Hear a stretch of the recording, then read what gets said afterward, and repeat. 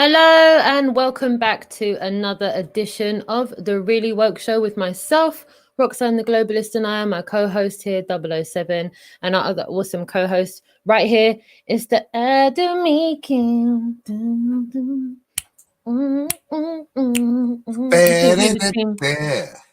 We had the other track though. That was a nice little intro, wasn't it? Hello, my darlings.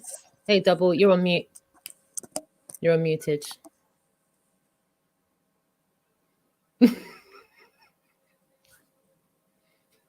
Neater and speedy like that's weird.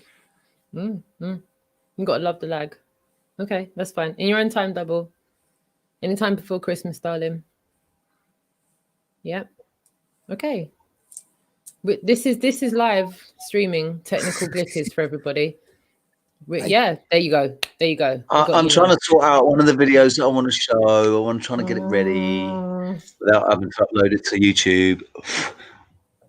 We're up and running, guys. Myself, 007, Adam, hopefully Noel will join us. And as you saw yesterday, the next edition, Jess. And on Really Woke Show Extra, you saw NEAR. So that is the squad so far. Thank you so much to everyone in the chat room for taking the time to join us. We will get to you very, very shortly. We've got a stacked show again for you tonight. We've still got a few questions from yesterday that we want Adam's opinion on. So without further ado, I will jump straight in. MEAKIN. We're getting MEAKINs in the chat. Every time I read it, I hear Richard's voice going, Adam MEAKIN. I like the new extend. I'll give you an opinion. The new extended thing. I liked seeing NEAR in there, Jess, and I tell you what, Ruben, why you be? Right. No, why? We've got two cameos. Okay. So shout out to, we are going to keep the cameos going on as we go through. That video that Richard's done is going to be extended. But it just, you know what? We don't believe in coincidences. The shot that we got of you just so happened to have Gary in it. And yes, we did try and trim Gary out because the shot was about you. And yes, we did try and trim Ruben out. But the Most High just made it be. And we're one to go with the flow. And we were like, why would we want to take it away from Gary and Ruben? They're awesome guys, right, Adam? They're some of the nicest guys that you'll meet. I want to take it away from them because that weren't what popped in my head. That was a bit of mental flow. But the thing, we've been on like Flat Earth Women. And the thing that popped in my head there wasn't Ruben so much as Cynthia and the amazing, like no one ever, the support she gives for a guy that does, and just, I know to her I'm just toothpaste guy, but I hear that. she's one of the most amazing women, and I agree. I agree. You know, and you know what we should do? We should really kind of try and find a way of doing like a little segment and a little spotlight on all the awesome women within this truth movement, because there are a lot of women like Cynthia that do a lot of groundwork. There's a lot of mileage. And I know from personal experience, Adam, because I've seen Cynthia at more destinations than I had hot dinners last year. From Dr. John observations down at Brighton, shout out to Ruben and Cynthia for coming to those, to also the Norfolk Broads where we went and did the Bedford level. Cynthia was there again, and the list goes on. So yeah, and at Amsterdam as well. She was there at Amsterdam as well. Yeah. So yeah, mate, Adam, she was a legend. Amsterdam. Great point. Right? We're all doing that, doing this, that, and the other. And I'm talking to her, and she's going, yeah, I'm off in a minute. I've got to get a train back to London. Then I've got to take the kids swimming. I'm like, what do you mean? That was her leaving Amsterdam, wasn't it? I remember that. She was literally ducking really early because she was like, yeah, we've got the swimming lessons, little man, and she was literally sprinting back to go into mummy mode. And then Ruben was following after. Yeah, absolute troopers. Mwah, to Cynthia, mwah, to Ruben and the beautiful family, because you're legends. Thank God the truth's got you guys on its side. Literally, big time. We're getting to 2 years ago, I could never have thought we would be sitting here having these kind of conversations now about getting to the precipice of things. On a lockdown. Yeah, on a lockdown. Adam, you said a few weeks ago, you know, when it gets to that point, I hope people have got, you know, big enough balls to go out there and actually stand up and be heard. I'm pleased to see I saw a lot of that going on today. Admittedly, the police massively outnumbered the people that were there, but I do think an opportunity was missed by going there on a Saturday, not a Sunday. Shout out to everyone that's been in touch with me with information about the organisers of today. Not really sure if the numbers would have been the same if it had been a Sunday. If they'd have put the shout out for Speaker's Corner on a Sunday, most of the people that would know to earmark things for a Sunday would go.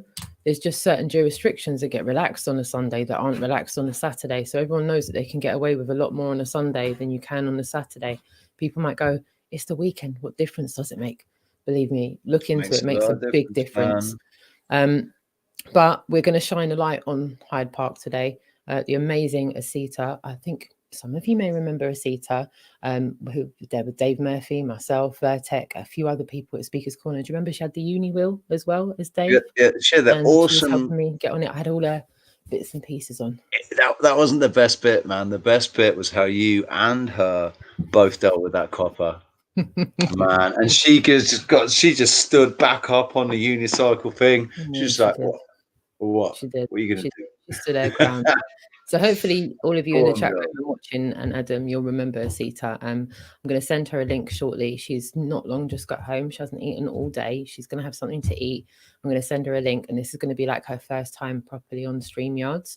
So hopefully we won't have too much of a technical glitch, and we will be able to, you know, give you her point of view of what happened today. And believe you me, we've got some footage. We've got it all lined up consecutively to go through with you.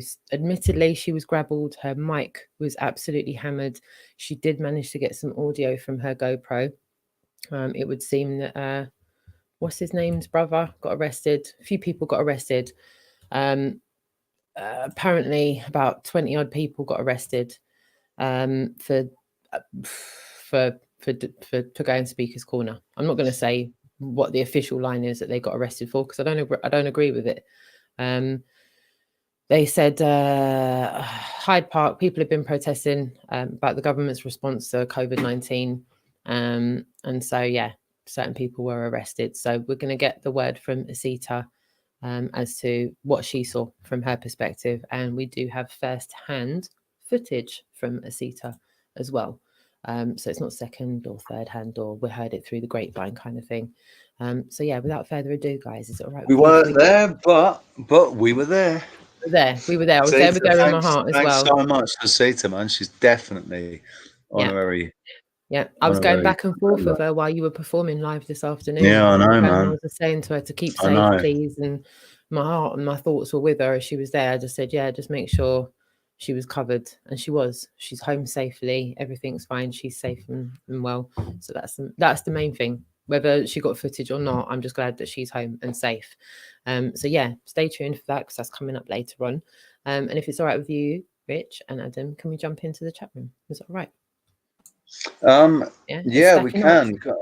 I just thought maybe it'd be a good time to mention that, because as people getting up and speaking up against the government, and we've got a really nice example of somebody doing that in Italy, haven't we? And I wish that something like that would happen in England, and that people would recognise what's being said there and apply it, in England. Yeah, I was going to say, are you going to share that when we get to that, or? Did you? I thought you had it ready. I thought you had it ready from when we looked at it on your. I think we shared it on your screen, didn't we? Or did we? No, I've got selective amnesia. Yeah, but I'll see if I've got it on my history. With a bit of luck. I got it. Yes. Thanks. I got it. Yes. Lovely. Thank you so much. Yeah. Brilliant. I was a little bit lost there. Oh, yes. We'll go into the chat room. How about I do 5, you do 5. Adam, if you want to give anyone a shout out in the chat room, you're more than welcome to. I'm going to start off with Jessie. Shout out to you, my darling. Thank you so much for being here with us. And Brendan and Harvey as well, to the Patchin brothers. Nin Hersag as well. Thank you so much. You've missed Reverend Hull. You missed Reverend. And Reverend Hull, yeah, Reverend Hull. Sorry, I skimmed past there. Sorry about that. And now we present for your enlightenment the Really Woke Show, dedicated to all those people who change the life of others by living the example. Mwah! Cheers. Over to you, Rich. Who said that? Reverend Hull. Oh, right, yeah, cool. So, Harvey Patchin, dude, how you doing? Good to see you, man. Crikey, hang on. There's more comments from me and you than there are from other people. Marlin, how you doing, darling? Really, really impressed with that video. Is it uploaded yet? Have you finished it? Marlin's done she's written a song, which I sent to you, didn't I? She hasn't listened to it yet. Rox has been too distracted by the kids and what have you. But you would think I've got loads of time being on a lockdown, just sat here with like time. It's not fair. I go to sit down and do something. It's like, Malin, if it's ready and you wanna show it, then and it's uploaded, then send me the link and we'll put the link in the chat and we'll show it, because it's brilliant. It's really, really good. It's an original piece of work from Marlin. Perfect. So, perfect. Right. Brandon Cook, we said hello, and Globe Hoax and Mr. Sleeping Warrior. How you doing, man? Yeah. Awesome to see you. Spirit Level as well. Lovely to see you too. Marie and Flatball and Steve Bailey as well. Lovely to see you. And Marie, sweetheart, thank you so much for joining us. Great to see you. And D'Angelo.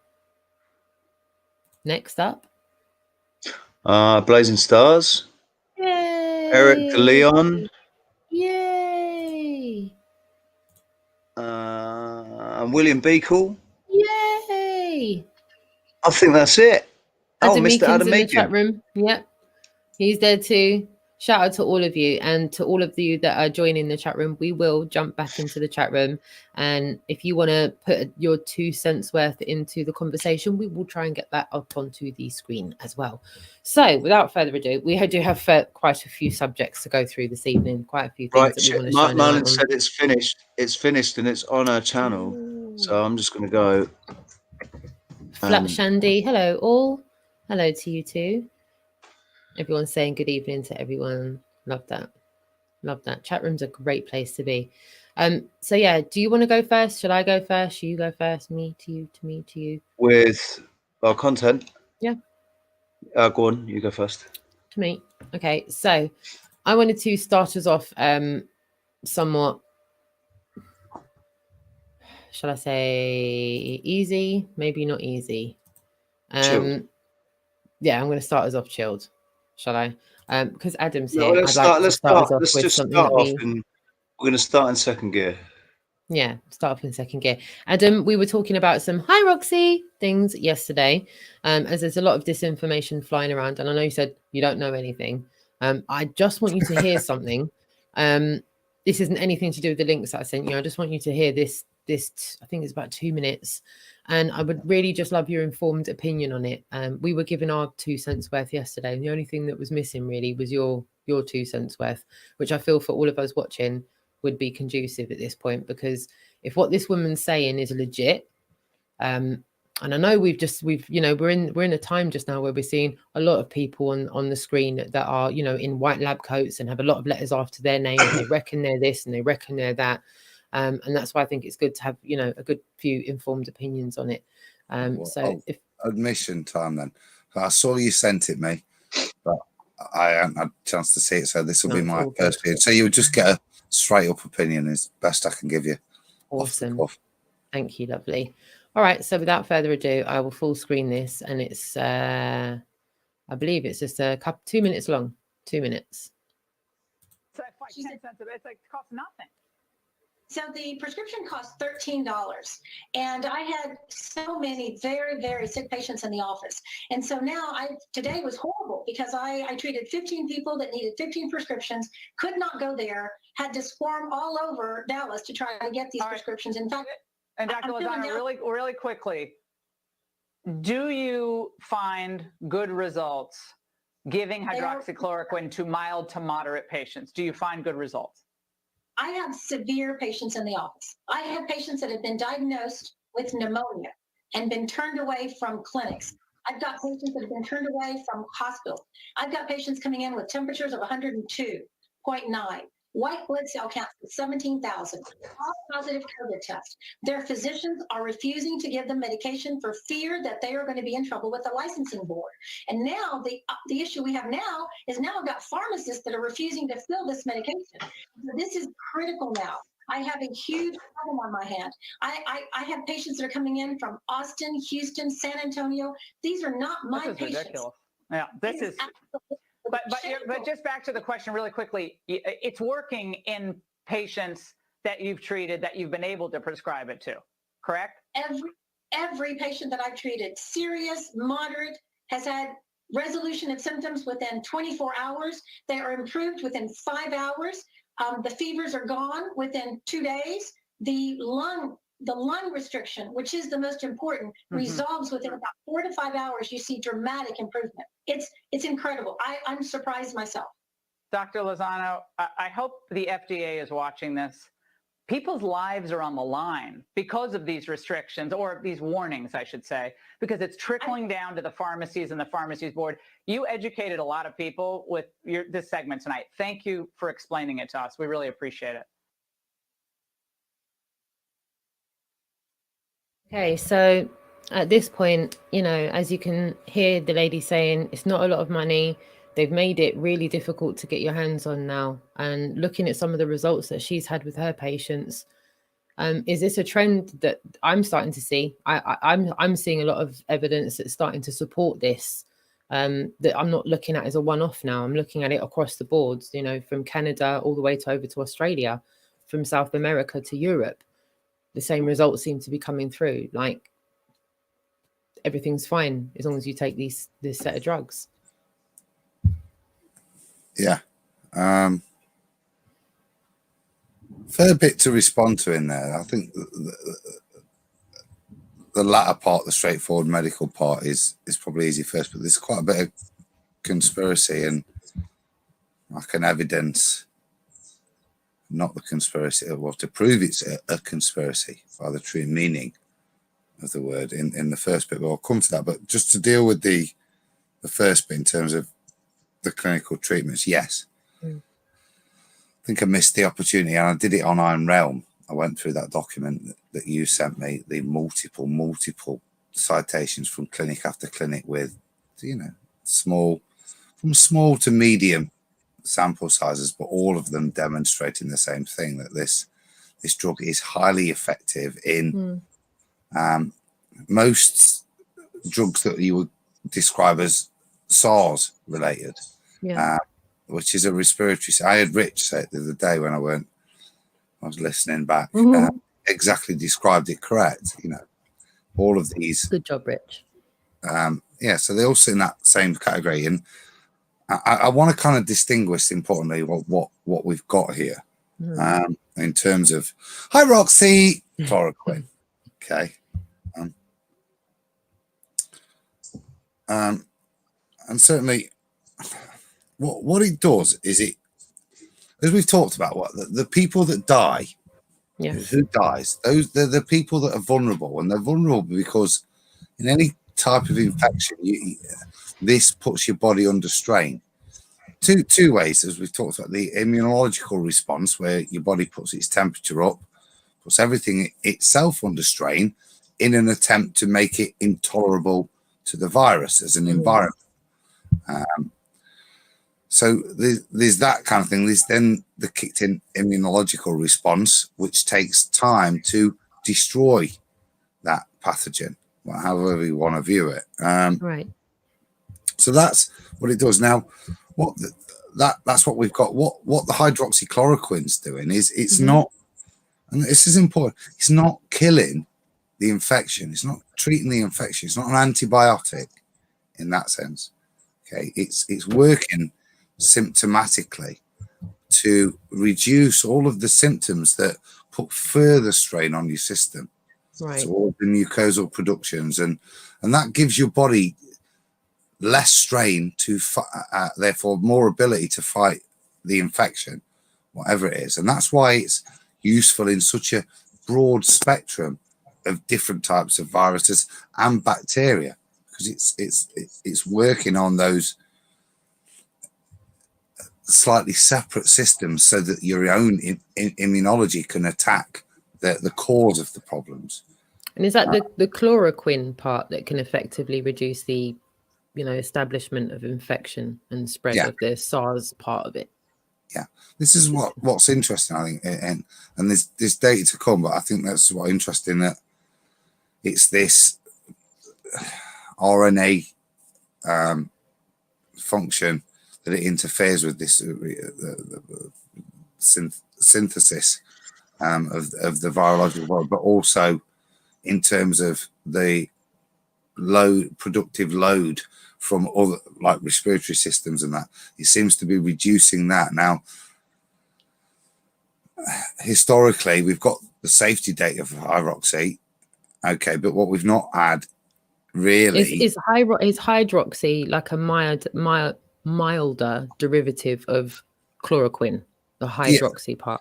Yeah, same family. Family. Okay, so just to establish for the viewers and everyone watching, because I'm very primitive as far as this information is concerned, so I definitely want to get it. Well, that's what's kind of interesting. So it's not working in that kind of anti-parasitic type of way that we've got the safety data from, but that's what's interesting with the azithromycin and the macrolide antibiotics, that they inhibit RNA reproduction and protein synthesis as well in the way they affect bacteria. So that was what's interesting. And azithromycin is quite intriguing. Is from that big chunk of data that there was a lot of positive stuff. But I think what that data does show is that, frankly, it's a kind of a moot point, azithromycin. It may have some beneficial effects in a small percentage, but only if used with hydroxychloroquine as well. So if you were seeing a patient not responding as well as you want, you might try that and then some of the other blood products that they suggested. But all of that data, what was significant was that hydroxychloroquine was amazing at allowing the patient to deal with this infection and not have to deal with the associated symptomatic problems that cause distress and in some cases mortality. Yeah, that's the one. That's almost the wonder drug part of this, right? So would it be fair to say that HCQ can function as both a cure and a vaccine in a weird kind of fucked up way? Because it can not only treat current cases of the virus, right, whatever virus it is that they're saying it is, but is it also true that it can prevent future cases in a prophylactic Prophylactic. I am taking my notes, Adam. I'm trying to just understand it. That's why I kind of needed you for this part of the conversation, because I'm not asking you to just pluck things out of the sky. It's just that me and a lot of people that are asking me these questions really kind of just wanted it ascertained this evening. So what is the coup with it? Two bits. First bit, no, it's not in any way a vaccine. The only way you generate a vaccine, but obviously what we're talking about here, in that way that it prevents it. It acts like it's a vaccine. Not in that, but no, not in the mechanism of the drug itself. So the drug allows you to get over it. Now, in terms of anything, COVID, the SARS, whatever, if you recover from yourself, the way in which you recovered is by generation of your natural antibodies. So that if that pathogen was to invade you again, the mechanism to remove it rapidly is already established. That's the concept of immunology. So yes, you would have a vaccine. You wouldn't have a vaccine. You would have already produced naturally, by exposure to that natural pathogen itself, your own antibodies, just like you won't get chickenpox the second time. It'd be very rare to do so. So not vaccination in that sense. Now, what I think is why there's the fear from the establishment of this drug, and what, if you analyze what it's doing, the way it's working, is that A, it's cheap, but B, fundamentally, as I've described, it doesn't matter what disease you throw at us. And all of these pathogens, whether they're coronal or pneumonial or influenzal in their shape, whatever slight variances they do have a symptomatic effect, which is the most profound thing in terms of particularly mortality, which is in most cases in terms of influenza, and in what we're seeing in SARS and corona, we're talking significant impact in terms of respiratory symptoms, so pulmonary effects. So with that in mind, what this drug does is diminish those. So it doesn't matter what the next strain is, unlike a vaccine, which would be useless. A 2019 COVID is no use for 2021 or 2019 September. It's of no use, that previous vaccine. Whereas the hydroxychloroquine would enable, from a disease management point of view, from the understanding we've got already, would be what you wouldn't need is anything other than huge amounts of this drug. It's very, and there is merit to lockdown from an epidemiological point of view. So a much more reduced a much more reduced lockdown time and mass administration of this hydroxychloroquine. Now that. But do you not think society would see that as being inoculated, like they would see it as being vaccinated, wouldn't they? You can take that how you want, but you can then read further conspiracy. What they then put in the tablets as well as the hydroxychloroquine is a different matter. I'm not getting that out. What I'm saying is we have a response mechanism that doesn't require predictive vaccination to protect the public. What it does require is responsive governmental systems to ensure anybody at the first sign of any form of infection, just like now, where they go, oh, you've got a slightly higher temperature and this, so you've got COVID. Bollocks. Doesn't matter whether you've got COVID-20 or whatever, slightly higher temperature, you start this treatment, which will ensure you come out the other side. So we ideally what you want, isn't it? Mechanism to protect society, which is apparently what all of this reduction in our civil liberties has been about. No wonder they want to get rid of it, because no longer do we have to isolate, because at the first sign of any symptoms, you can yourself self-isolate, take this drug, and as the clinical data shows in all of those things, and this is the really good thing, docs, to finish the point, that with regards to the hydroxy, it does show also that you're viral load free after 2 weeks. Wow. So you're identified, you self-isolate, you self-treat. The chemist drops it to your door, like we've set up the mechanisms that clearly work already. Infrastructure's in place for that already. you self-treat, your job done in 2 weeks, and you're back in the game. And anybody that is vulnerable that we're worried about has already got a mechanism to make sure, unless they're already pretty fucked anyway, health-wise, they're going to get through it like any other common cold. But actually, they'll get through it better than any other common cold that they've ever had whilst they've been geriatric, because this time, at the first sign of the onset of any symptoms, they'll be given this thing that will ease their respiratory symptoms. So they'll be better off. So it's a no-lose situation, other than, as you said, what else could they put in the tablets? That's it. Nanobots. That's the only thing. That was the only thing that, you know, because I think a lot of us feel that there's zero merit to lockdowns regardless. And I do think, you know, if people are just allowed to be the adults that they are, you know, if you present symptoms, like you said, and you self-isolate and you get the medication dropped off to you, there should be no need for this whole big song and dance. But then again, as you know, I said earlier on, I truly feel that this is, but in part, massively, you know, part of some kind of massive distraction. Even though people are getting ill and people are dying, I feel like there's, you know, because like you said, if it was just this, then surely we could have this under control by now, but it doesn't seem to be going that way. That's my point. That this demonstrates that the mechanism that they've gone to great pains to establish, that this is how we deal with severe pandemics, this mechanism that we're all living through right now is the mechanism to deal with it. This, unfortunately for them, demonstrates that it isn't the mechanism, that it isn't necessary, that there's no need to take away our civil liberties, that actually, as we've shown, we can be responsible. We've not been rioting on the streets, running around, hugging each other. Correct. If it is required, we are prepared to take reasonable steps to protect the vulnerable and ourselves. Now, the emergence of this drug and the way it works and the way in which it would impact on how we would deal with any pandemic shows there is absolutely 100% no need to interfere with our civil liberties. And that's why it's being poo-pooed.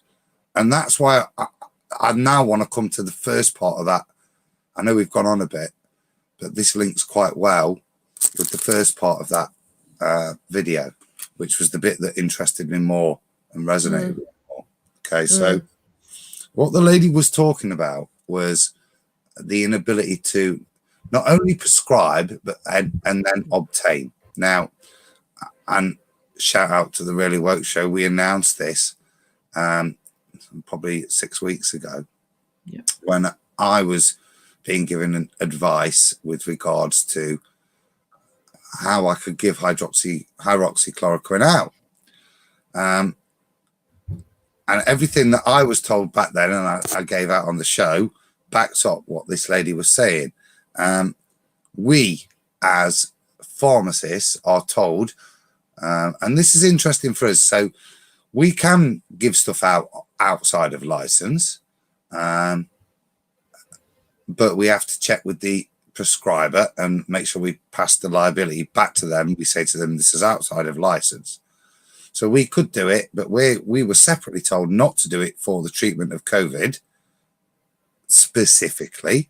And we were also told that the BMA had given advice to GPs to not prescribe for themselves, patients, or family hydroxychloroquine for the treatment of COVID-19. Now, the interesting thing with GPs is they, as individuals, can take that liability on themselves, but they were, in a way, having their rights as doctors impinged by being bullied into being told don't treat your family. But the reason we were issued the advice is basically, and the only reason we were issued the advice is because the GP queries we're having to deal with for hydroxychloroquine was because the GPs have gone, bollocks, this works, and we're writing loads of scripts, so we've got it in our house for our families. So read that how you want, but that's factual what I've told you. You can infer what you want, but if GPs are getting it for themselves, and there's no proof of that, but pharmacists are being told don't give it to GPs for this reason, but we're saying, well, it's up to them, we've got to check with them. There's no legal reason I can't give it him, other than you say I shouldn't give it him because you've said it's not it's not authorized for this use, but they can override that authorization if they take the liability on themselves. It's illegal. Yeah. For the lesser interested, you just go, oh, I'm being told it's now illegal. Well, it's not. But it's what not. You've been That's given the is subterfuge, lies, and deceit. You get me? That's. Do you not think it's uncanny that there's an international situation that's simultaneous about this? But most importantly, the doctors that can write the prescriptions to get hold of it for their families wrote the prescriptions. Fundamentally, the key, most important fact, and continually tried to obtain. Otherwise, we wouldn't have got the advice of how to deal with them. There you go. Okay. So it's, it's game, set, match then. That it really does. It does sink straight into that. 6-7 weeks ago, this was already foresaid that this was going to be the case. And now you're hearing 2 months down the road, a doctor over in the States, pharmacies over in the States having the same issues. We've got the same issue with the same drug internationally. We don't think there's, any smoke without fire. This drug just so happens to be dirt cheap. Trump has already set up a trade deal with India, Sun Pharmaceuticals. We showed you this 2 months ago. They're literally developing the medication for less than 10 cents a pill. We're talking maybe $13, $14 for a prescription. What would it be over here in the UK, Adam? Just for comparison, what would the prescription cost be over here? Roughly, educated guess. Plaquenil, is about for a box of 60. So, because obviously over here it's used pretty much like in that. It's more expensive for treatment of malaria because it's branded for you to take with, patient pack, daily packs. You don't forget. But in terms of the cheapest generic, you're looking at about £4 for a box of 60. Now, 200 mg twice a day for 2 weeks, you only need 28. So you're looking at £2 to the NHS cost to clear a patient and for them to be virally loaded free. Yeah. You heard it here first, everybody. Okay, we're hearing $13, $14 in the States. We're hearing under a tenner in the UK. Those calculations were on the fly off top of my head. Yeah, but educated guess. I'm not far off. Educated guess. So if a million people got infected, you could essentially treat and cure them for £2 million. About that, Rich, yeah. Right. So this is something that we are going to track. We're going to keep you posted, and we're going to try and keep you up to date with the developments of this this situation. It's not a story, it's a situation because it's real life. As you heard that lady say at the end of that piece, and Adam will probably back this up, lives depend on this being taken seriously or not. But that lady in that video, she was, and that's what resonated with me. She was describing the same professional bullying that, as I described, not legislature, the guidance, as it's sometimes called, and the worst. That can't be a coincidence, can it? That can't be a coincidence that she's experiencing the same. No, that's the same crap as you. Yeah, that's what made me get my notebook out and make sure I wrote that down, because I wanted to come back to. Shout out to you, Adam. We did it on the show. I announced it. This is what I've been told about her. This is what I can give it for, what I can't. So it's there on record. But so to see that the same thing is happening, exactly the same. Now, that makes no sense. That makes no sense unless, of course, those systems have an ulterior motive. Interesting. Because for me, the ulterior motive would be control. I've never seen guidance like that on doctors writing prescriptions for an anti-type 2 diabetes drug, which is then being used inappropriately for women to have significant weight loss. I've never seen.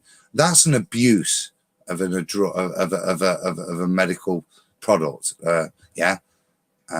A glargine insulin, I've never seen guidance issued on that, but I'm seeing GPs who in their clinical judgment would like to have this drug as an emergency backup for a killer disease. Remember, the state states it's killer.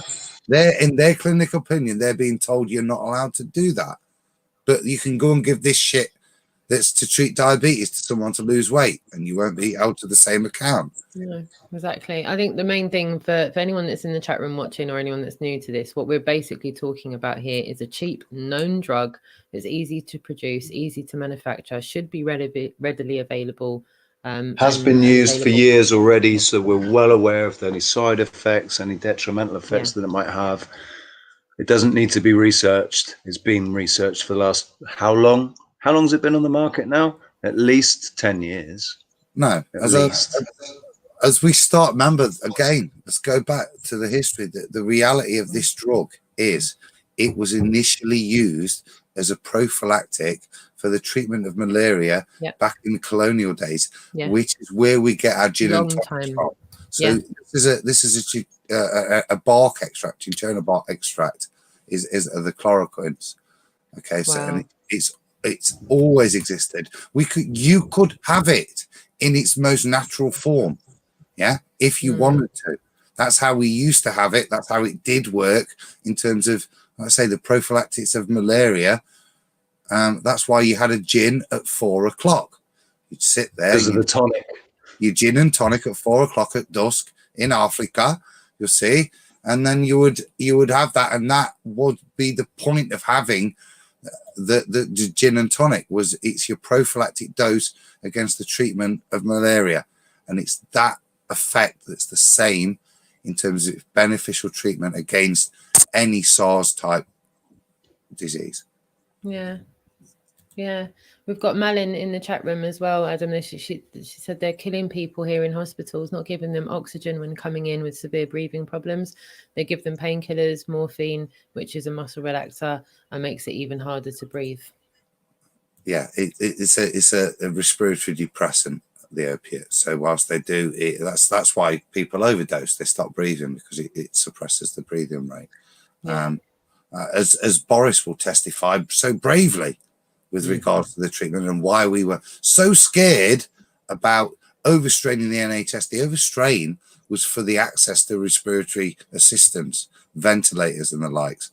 So that's an interesting statement. It's funny, but Malin said the same thing. Boom, then they need a machine to breathe for you, obviously.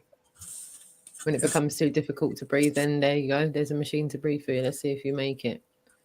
I don't know. It's a very, very worrying time with that. And I think everyone's very apprehensive to go into the hospital system just now. I know of a few people that have avoided going to the hospital when they needed to go to the hospital because of this situation. Everyone's avoiding it like the plague. A respirator is very different. Caught up in this. A respirator is different, Rox, to one. Like I say, what the problem for if the respiratory symptoms become so bad, and this is what is described early on, is what's called your available oxygen content. Your lungs become so inefficient that when ordinary, you can cope between 90 and 100, say.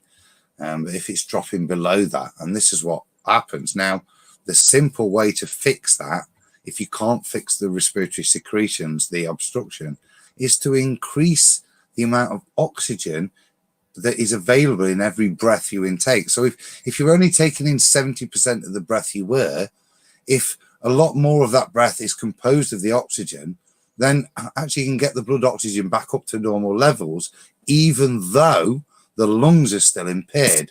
So you can keep the patient at a functioning level whilst the body still fixes this. Now, this was the way in which the NHS was going to make sure it survived and cope with this before we had something like hydroxychloroquine, to ensure. And so it was about making the amount. All I'd say is every single hospital bed I've ever seen has an oxygen tap next to it. So this is worrying that there's a statement that people in that situation are being given opiates and not if they're suffering any form of respiratory distress, that they're not instantly given oxygen as just as straightforward support like you would any asthmatic, any COPD patient. You would put that in there, because if that's what they're lacking, give it them. Concerns there. Yeah. No, big time. There's the link on the screen for the little segment that we just showed you. And honestly, thank you so much for all of your interactions in the chat room. Everyone's got their 2 cents worth on this. And I appreciate everyone respecting everybody's, space to give their opinion. I don't see many name calling in the chat room, and I love that everyone's giving everyone the space to do that. It's a productive place to be in the chat room. If you're, not familiar with all of this, there's a lot of good information going around, and thank you to Adam for kind of giving us a heads up on all of that, because we needed that aspect of it last night. It was just the only part of the, that's the part of the yesterday show that I brought into today, because I felt that it is so poignant. It's not being talked about in the right places, and when it is talked about, it's ridiculed like the globe being a lie. That's what worries me so much about it. It's like people laugh High Roxy out of the room before they've even sat down, and people are already writing it off as a vaccine. They're saying that it's mandatory, and that there's a lot of disinformation going around. And I just need to keep reminding everybody, I'm not vaxxed, neither are my children. So I'm not, I don't advocate for vaccines. I avoid, medications like the plague. And I just want to remind everybody, because we've already said it once, and it's just amazing that people don't seem to pay any attention to this. The fact that it's been used since colonial days, they've known the benefits of it might not have been hydroxychloroquine, but they knew the benefits of that quin part of it, and then developed a drug very quickly to fight malaria. And we've been using that for God knows how long. It's tested, it's proven. There's no serious side effects with it, are there? It's no serious side effects. It's not like no, the issues you have with side effects are, as you rightly say there, it's the basic chloroquines, absolutely fine. They're extracted, like I'm sure it's cinchona bark. I'm sure I'll stand to be corrected on that, but it is a natural bark that it's extracted from, and it's fine. From a pharmacological point of view, there's no issues, particularly treatments from maximum 10 weeks for a malarial treatment, 10 weeks if you're there for 2 weeks, and then add that for however long you're there if you're in a malarial area. The issue that we've seen in terms of from a pharmacy point of view with regards to malarial treatments is what big pharma tends to do is take drugs and try and fuck about with the molecules. So, if we do this, we reduce this here, it'll get into the receptor site a bit quicker, or it could be absorbed gastrically a bit quicker. Do this. And the data came back from military testing, actually. It's a drug called Lariam, mefloquine. So you can see it's of a similar family. And this is the one that now you have to be very careful. You can't take this drug if in any way you've taken antidepressants, antipsychotics, or had a psychotic episode in the past, because it's likely another one. Okay, so these are things we have to check for, and this came from military data, because Lariam was used early on by the British military on deployment, and it was coming back that there was a lot of, it was precipitating psychotic episodes. The benefit of it being that you only had to take it once a week for 8 weeks.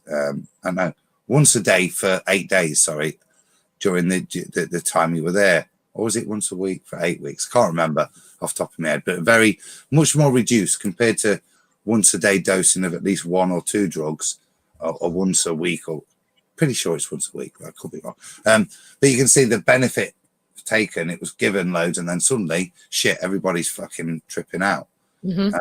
This is because it's not a natural thing. It's not produced by a plant like opium. It has bad things like oxycodone or Folcodine or tramadol, opiates that aren't natural, that fuck around, because we think we know what we're doing when we bend a molecule, because it does this, but we have no comprehension in the way the creator made this place, and the precision that it's built to. We don't comprehend the knock-on effect. Here endeth my rant. Sorry. It's a good rant, man. No, well said, well said. And I really feel that these things are, you know, are so important for us to shine a light on, because, you know, whether there's people in the chat room that are well versed on all of this, or people in the chat room that aren't well versed on this like me, I, for one, I'm very grateful that we're able to talk about this in this way, if that makes sense, because it's free flow. And I'm looking at the chat room as well. Thanks you to Vagabond and just Underground and extremely Blazing grateful. Stars and I'm Media extremely Watch. grateful to have a chemist like to talk to about it. Yeah. You know, an actual relevantly qualified, Yeah. experienced, recognized professional, man. Well, I think we're quite lucky in that respect, considering what's going on. Shout out Steve Bailey, Rich. My partner says it's called Cinchona Bar in the West. She's a shaman. So, yeah, I thought it was, but, you know, when you just, I couldn't commit to that. But, yeah, thank you, Steve. Oh, shout out to all of you. Sorry if I just seemed a bit distracted. I've got two kids walking behind the monitor like that, both looking at me and miming something at the same time. And I'm going, okay. What? I don't want to switch gears too quickly, but we do have a video to play, and we do have an extra guest to add into the stream tonight, and we are running just a little bit late, just a little bit. We're So still waiting for the other. I've got to, yeah, I'm trying to slot her in at the right time.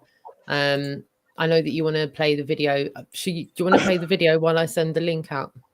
Or no, I play it. Which, Me share. the Italian. It works. It's with what we're talking about. I think it's the Italian right lady. to play it. So if you just bear with me a second. So Rich, if you can just explain what we're about to show everybody. So yeah, this was shared by Gary Light. Mm-hmm. It's a. I think I'm not sure who she is, but in Italy they get the seems to be shared quite a lot. Yeah, people get the opportunity in Italy to go in to the Houses of Parliament or whatever and actually address the president, prime minister, whatever he is, and address him and, you know, question him, ask him to do something, whatever. And this woman goes in, and what she says. Now, I don't speak Italian, but I speak a little bit of Spanish, and I've got quite a lot of Italian friends here, and as a result, I hear Italian all the time, and I think that I'm going to vouch for these subtitles because they're pretty. It's what she's saying, man. And yeah, if you the subtitles are on the bottom. Sorry, I'm not too bad at listening. I can get. Oh, good. Yeah, you got the old Italian. Yep. Yeah, you got a bit of Italian, haven't you? Yeah, you'll be able to vouch for this. All right, so we've got. I think it's about 6 minutes, so it's not too long. Yeah, it's a really, really good rant, man. Yeah? And she gets shouted down near the end, and it's really good because the president, whatever, he actually says, "Wait, please stop this attitude because everybody's entitled to come up and say whatever they want without risk of being attacked for it." Right. Vagabond said this Italian lady is awesome. So Vagabond already knows the video that we're about to show. Brilliant. Seen it, man. Yeah, this is good. Yeah, perfect. This is good. SH1T. I got sent this in literally as I was off to bed by bloody Arwin as the rude copy. I don't think it had the subtitles then. And like I said, I was like, no, I'm not even going to try and work my way through this. But, you know, the next day it hit big. It is a wicked. And like I said, I didn't think she was an MP, isn't it? It is a freedom statement, isn't it? I think she's a citizen. Yeah, I think she's just a citizen. But I mean, that's very encouraging if she is a citizen, because it means that Italy's waking up. You see. So right, I'll share it now. I'm going to put that full screen, so hopefully you can all see that. And mute up, and I'll play this now.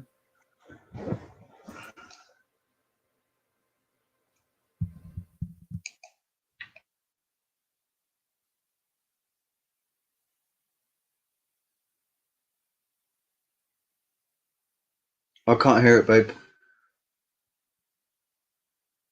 I can't hear it. Not a dicky bird. Okay, I'll try and stream that again. Hold on. I'll do that one more time. You should be able to hear it this time. One more time. Grazie Presidente. Prego. Hobbes ci diceva che il potere assoluto non nasce con un'imposizione dall'alto, ma dalla scelta di individui che si sentono più protetti rinunciando e concedendo la propria libertà ad un terzo. In virtù di questo, voi proseguite anestetizzando le menti a base di mass media comprati, a mucchina e PNL, con parole come regime, consentire e permettere, fino al punto di permettervi proprio di normare anche i nostri legami e i sentimenti e certificare i nostri affetti. Quindi, in questo senso, la fase 2 non è nient'altro che la prosecuzione della fase 1, si cambia solo il nome, come già avvenuto peraltro per il MES. Abbiamo capito che non si muore di certo per il solo virus, ed allora si potrà soffrire e morire, grazie a voi, a norma di legge per la miseria e la povertà. E come nei migliori regimi, la colpa sarà scaricata solo e unicamente su noi cittadini. Ci togliete la libertà e dite che ce la siamo cercata, al grido del divide et impera. A rimetterci soprattutto i nostri figli, anime violentate in accordo con il garante, si dice, dei loro diritti e delle cismai varie. Sarà allora concesso il diritto alla scuola solo con un braccialetto per abituarli alla libertà vigilata, ai TSO schiavisti e ai lager virtuali, in cambio di un monopattino e di un tablet.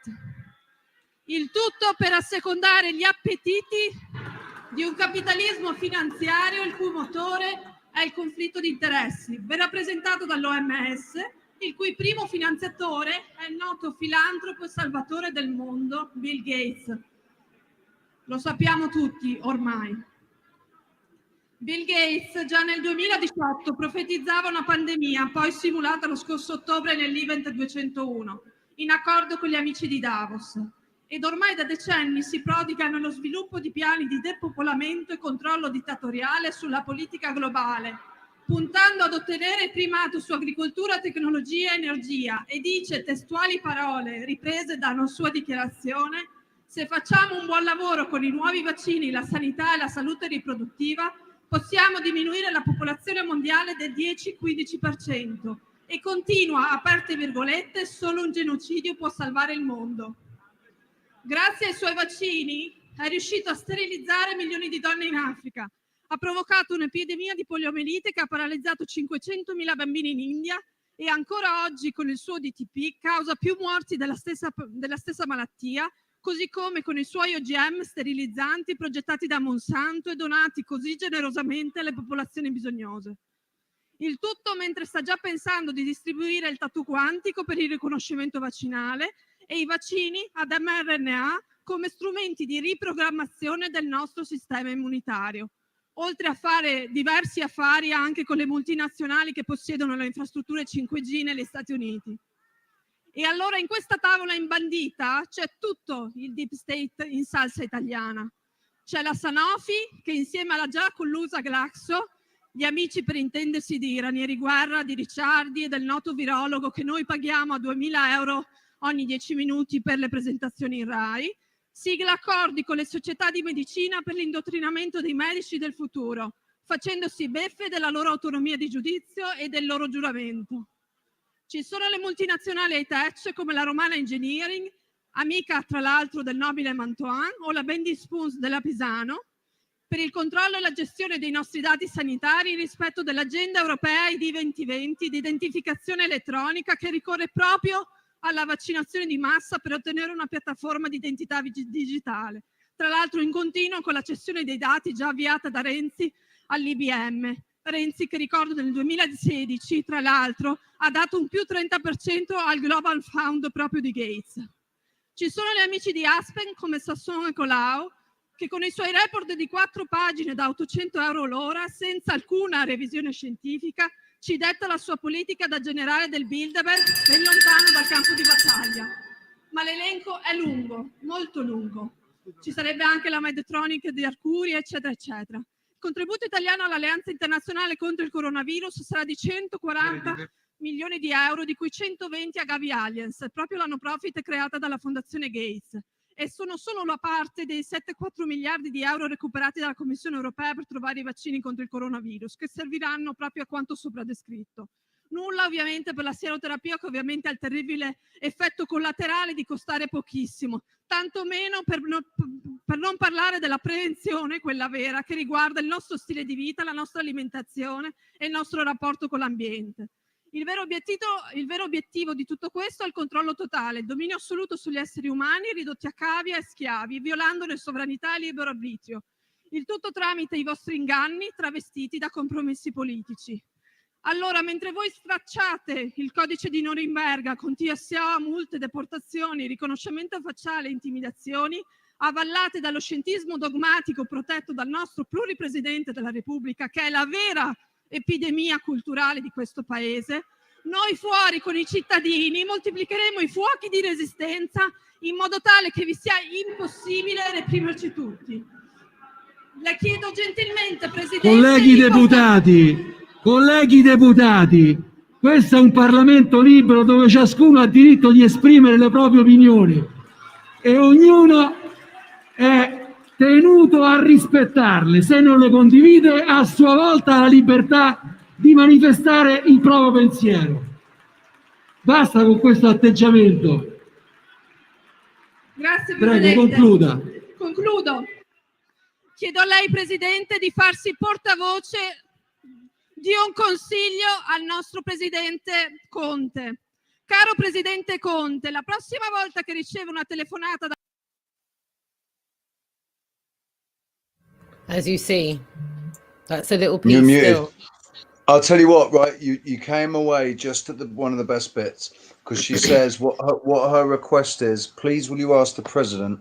You're going to get a phone call from Bill Gates, and when you do, please send it off. Please direct his call to the Central Intelligence. I don't know. Basically, he's a criminal and he should be arrested for crimes against humanity. There's a lot of people in the chat room that were resonating with that. There's a lot of people that have seen it, I think. Yeah, well, aren't there, yeah. Shout out to all of you that have seen that already. Shout out to Gary Light, man. I mean, he's got 325,000 subscribers, so he's doing a bit better than us. But shout out to him. Big time. Big time. I was trying my best there, Rox, with my pidgin Italian to just validate what I was hearing. And it'd be hard to say that wasn't decent. If somebody was doing that slowly to me in a nice cheeky taverna, that's the message I'd have got. So all I can say is grazie mille, bella donna, sarà geniale. What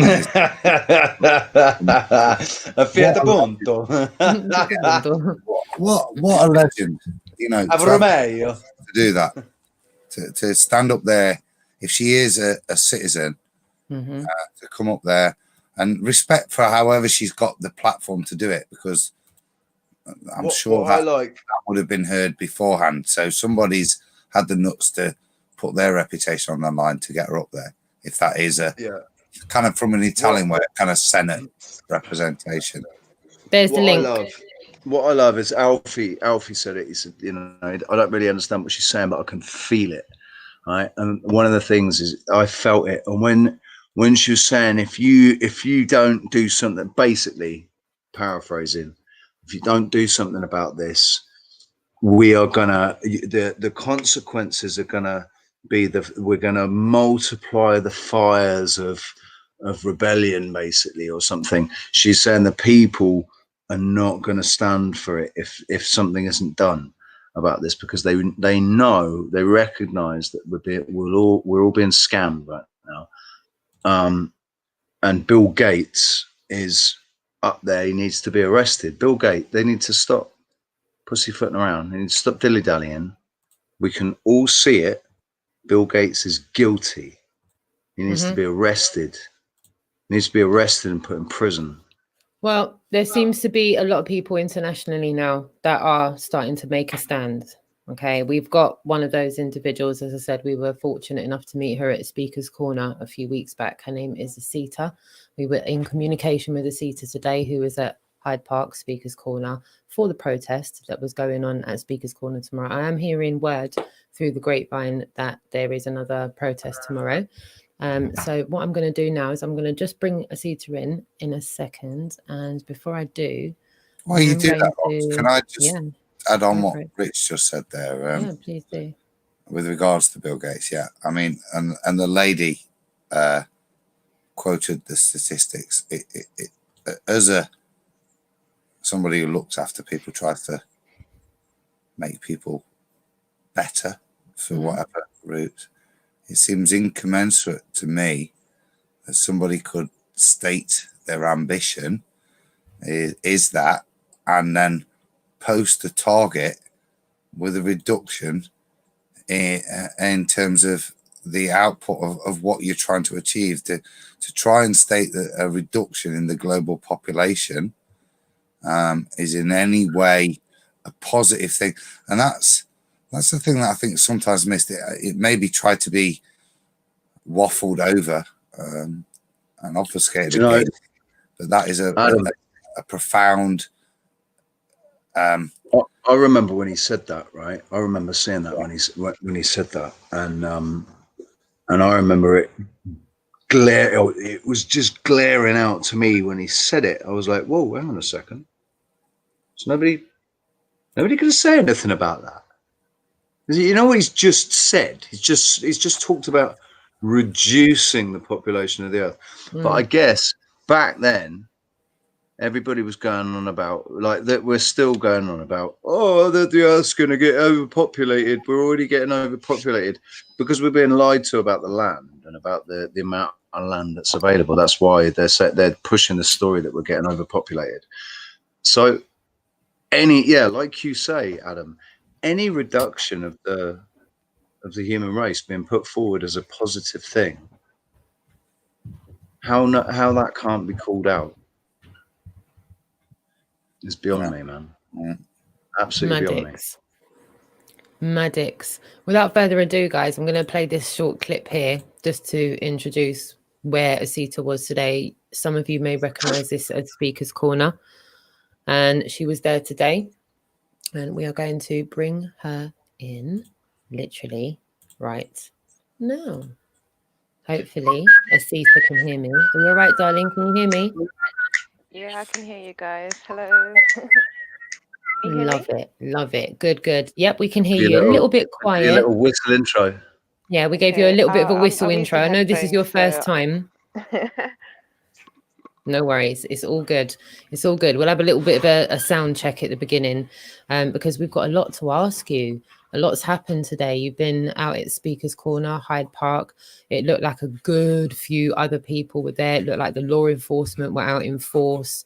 There was a lot of situations simultaneously going on there today. As I said, we've got our questions stacked for you. But first and foremost, I'm glad that you got home safely. I'm glad that you managed to see everything that you saw today. But first and foremost, you're okay? You're safe? You're well? You're home safely and sound? Yeah. No, I'm safe and sound. It was an amazing day. I really enjoyed today because, it was such a last minute thing. You remember Gary? Yeah. Gaz. So he called me up. Yeah, Gaza. So he called me up yesterday to tell me about this gathering that was happening. So I actually had no clue. Yeah. And I said, yeah, of course. And then I got in contact with Mark, System Failure, and told him about it and said, we're going to meet up between 10 and 11. And that's what we did. So we've been there since 10:30 up until 6 o'clock. Wow. The whole day we spent there. It was amazing. Wow, that feels like a full day, like it's Speaker's Corner, like it would be on a Sunday. I've got pictures up on the screen. I'm going to kind of go through while we talk to you so that the viewers can get some optics on what we're talking about. And that's like way back at the beginning of lockdown. The first stark pictures, because I know that you've been traveling about though, lockdown or no lockdown, you've been getting about same way. So I love the fact that you've kind of given us these pictures. I've just carried on. I've got loads more. But yeah, no, for me, life hasn't stopped. I've just continued, and I think that's mostly because I'm on a wheel. No, well done. So self-dependent. I don't need to rely on public transport. I've even had a couple of times where the police have stopped me on my wheel, like, you know, the flashing lights and everything. I managed to capture one of them where I did stand my ground and they let me go. So yeah, no, it's been an interesting, heavy lockdown, but as I say, I really haven't had any restrictions. I've carried on as normal. I mean, some of these pictures that you've sent us, it looks like some kind of scene out of a movie. I'll be honest with you. I don't think I've ever been. Yeah. That was such a scary moment. I was the only person on that platform for a good 15 minutes waiting for the train. I was just like, wow, never seen anything like it. You can see it literally looks like a ghost town. There's no one there. Do you know what it makes me think? It makes me think in 200 years' time or in 500 years' time, will there be people looking at these pictures and going, yeah, this is London. So, you know, there's no people here. This is obviously, there's been some kind of disaster, possibly a mud flood. You know, when you think about all the pictures from that have come up in the mud flood research, where in Russia and stuff where there's no people, and people are saying, well, how are there no people? How are there no people, man? It's true. It's true. That's crazy. It is, and you know, honestly, there was more pigeons at that train station that day than there was human beings. It's crazy. I saw more pigeons. But yeah, that was at the very beginning of the lockdown, and this was at the very end of it. Well, so from start to finish, really. Yeah. Well, not to finish, just to today. Just to today. I'd rather be outnumbered by pigeons rather than outnumbered by pigs. All day long. Know, it was funny when I actually rolled up at Victoria Station because it was raining slightly. I didn't realize, I didn't actually clock there was about 6 or 7 police officers just as I rocked up on my wheel, and I'm thinking, oh crap, like, are they going to say anything? But no, they didn't say anything at all. Good. I even at one point was trying to find a print that was open, so I went up to them and I said, is there like a cafe or something open anywhere here? And they were like, no, everything's shut down. So yeah, it's been a very mixed reaction with police, I'll say, throughout the lockdown. So with regards to today at Speaker's Corner, you arrived at Hyde Park. Roughly what time did you get there? So I met Gaza at 10:30 and we waited for Mark's system failure. He arrived about half an hour later. So I would say from 10:30 till about midday, 11:30, we were waiting for the crowd. There was no one there. We were the first, like it just, there was obviously people, you know, cycling, jogging, and so we pretty much walked up to a fountain. So you'll see like a picture of a wheel in a fountain, and we sat there waiting, and 2 people just happened to walk past and said, oh, are you guys here for the gathering? And we just were speaking to them for a good 20 minutes, half an hour. And then about 10 minutes after that, a crowd appeared. Okay. You know, this crowd just appeared out of nowhere. And really, you'll see there's a footage of me and Mark walking, and he's got I'm like, oh, Mark, can you show us your new face? So that's us just walking into the crowd. That's at the very beginning. But this is somewhere I live. Oh yeah, but this is the beginning as well. This video here. Sorry, this photo. So I mean, there's a lot of people there. There's a police presence. There's definitely a heavy police presence there. I think what I can say from my whole experience today was that I'm actually really proud of the fact that people showed up, but how they reacted with the police. I will honestly say the only people who started anything with the police, and it's unfortunate that for the people who did get arrested, because I feel what the tactic was with the police was to target people who are speaking about, you know, the Rona and all this kind of stuff at the moment. As well as individuals who looked like they would be antagonized if approached by police, people that were by themselves, and people who were clearly drinking or looked like, you know, sort of chavs that's on one. Because it was, you'll see in some of the footage, they're literally setting people to move, but then there's like about 10, 20 other people right next to them. It's like, why are you not telling them to move? Yeah. So they were clearly, there was a strategy to target people. So there was, one rule for one and one rule for everyone else. Yeah. I don't even think there was really, it was crazy. I've just never seen anything like it in terms of how the police were dealing with the whole situation. And you'll see in this video right now, this guy where he's one of the sergeants. Mm-hmm. He looked like he was on coke and was ready to, pounce on anyone. You could see it in his face. But then at the same time, there was a very mixed bag of police where they were happy. You can see here talking to Gary. Yeah, Gal's and talking having a laugh to with you. the feds. Yeah. So some of them It's were good to all see right. it's good to see the police practicing social distancing. Yeah. Yeah. I actually, the whole time we were there, I only saw one police officer with a mask. One. And he happened to be Asian. I was going to say, I'm not really seeing any police officers wearing the masks and PPE equipment that they're all there was talking about one. having. There was only I one don't throughout see the whole one. time. And he came over very close to you. Then he was stood very. I would have been like, wait, 2 meters.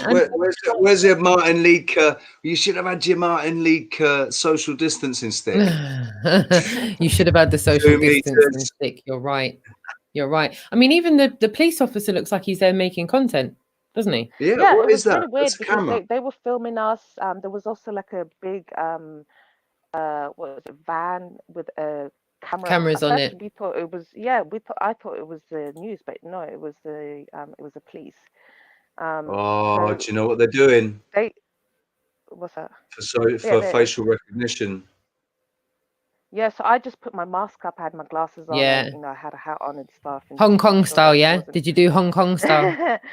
Yeah, just making sure I wasn't easily recognized as exactly the PC system. Those cameras. He's saying the Mandela effect is real.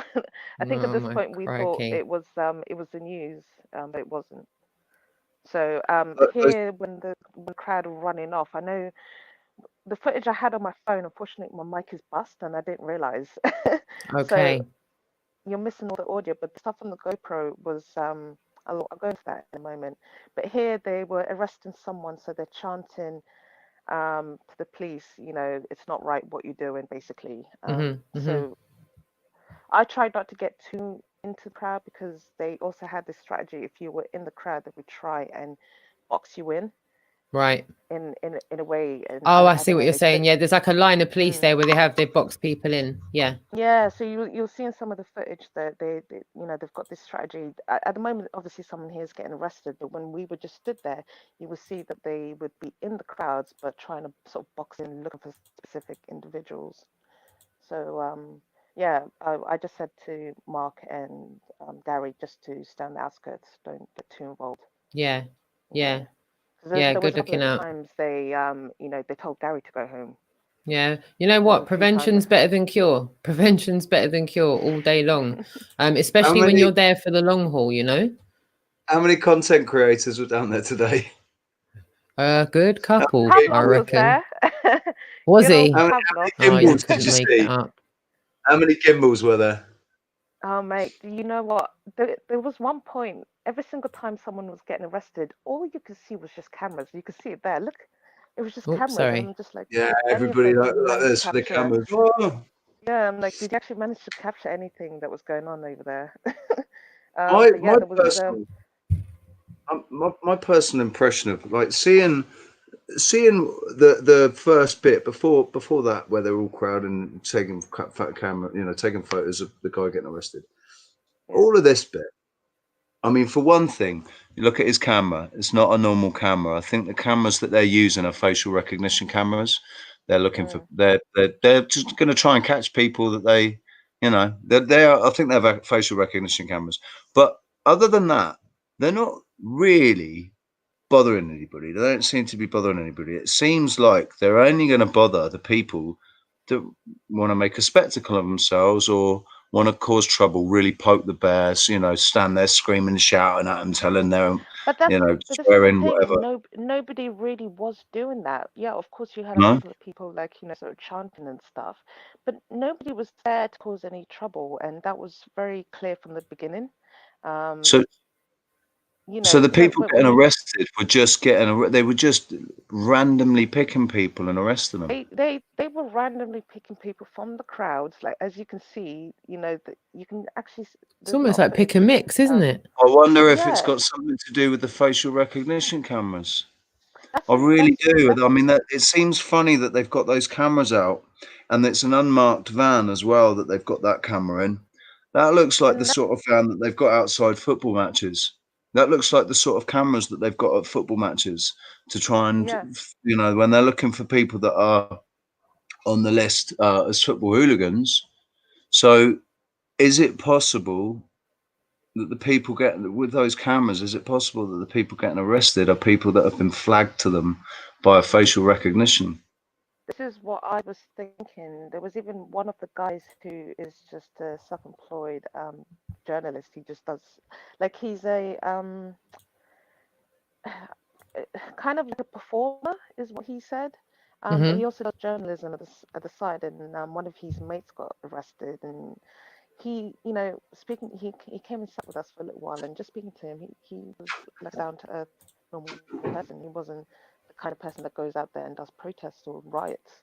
So it was very random, and it seemed like there was an intention because they kept going after the same people. You know, it's like, for example, when they told Gary twice to go home, they didn't tell me to go home, and I stood with him. They didn't tell, what was funny, Mark to go home, despite him actually supposed to be there. You know, there was clearly a tactic going on. Definitely. I'm with you 100% on that one. I think I've been there for long enough now to see a tactic when one's being pulled off. And I think a lot of people will be alongside us with that. I think you've all seen enough from Speaker's Corner to know that. I'm so proud of you for being there today, Asita, honestly.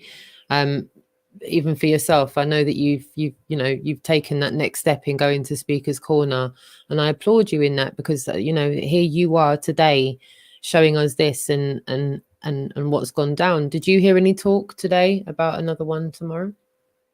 So what I didn't hear anything about one tomorrow, but there was a lot of talk about this needs to continue. So it sounds like there could be one next weekend, Right. next Saturday. I'm still wondering why they're choosing to do it on a Saturday. Doesn't make any sense to me why it would be a Saturday. Yeah, I did think that was a bit odd, the fact that they chose to do it on a Saturday, and with this footage here that you've just frozen. So yeah.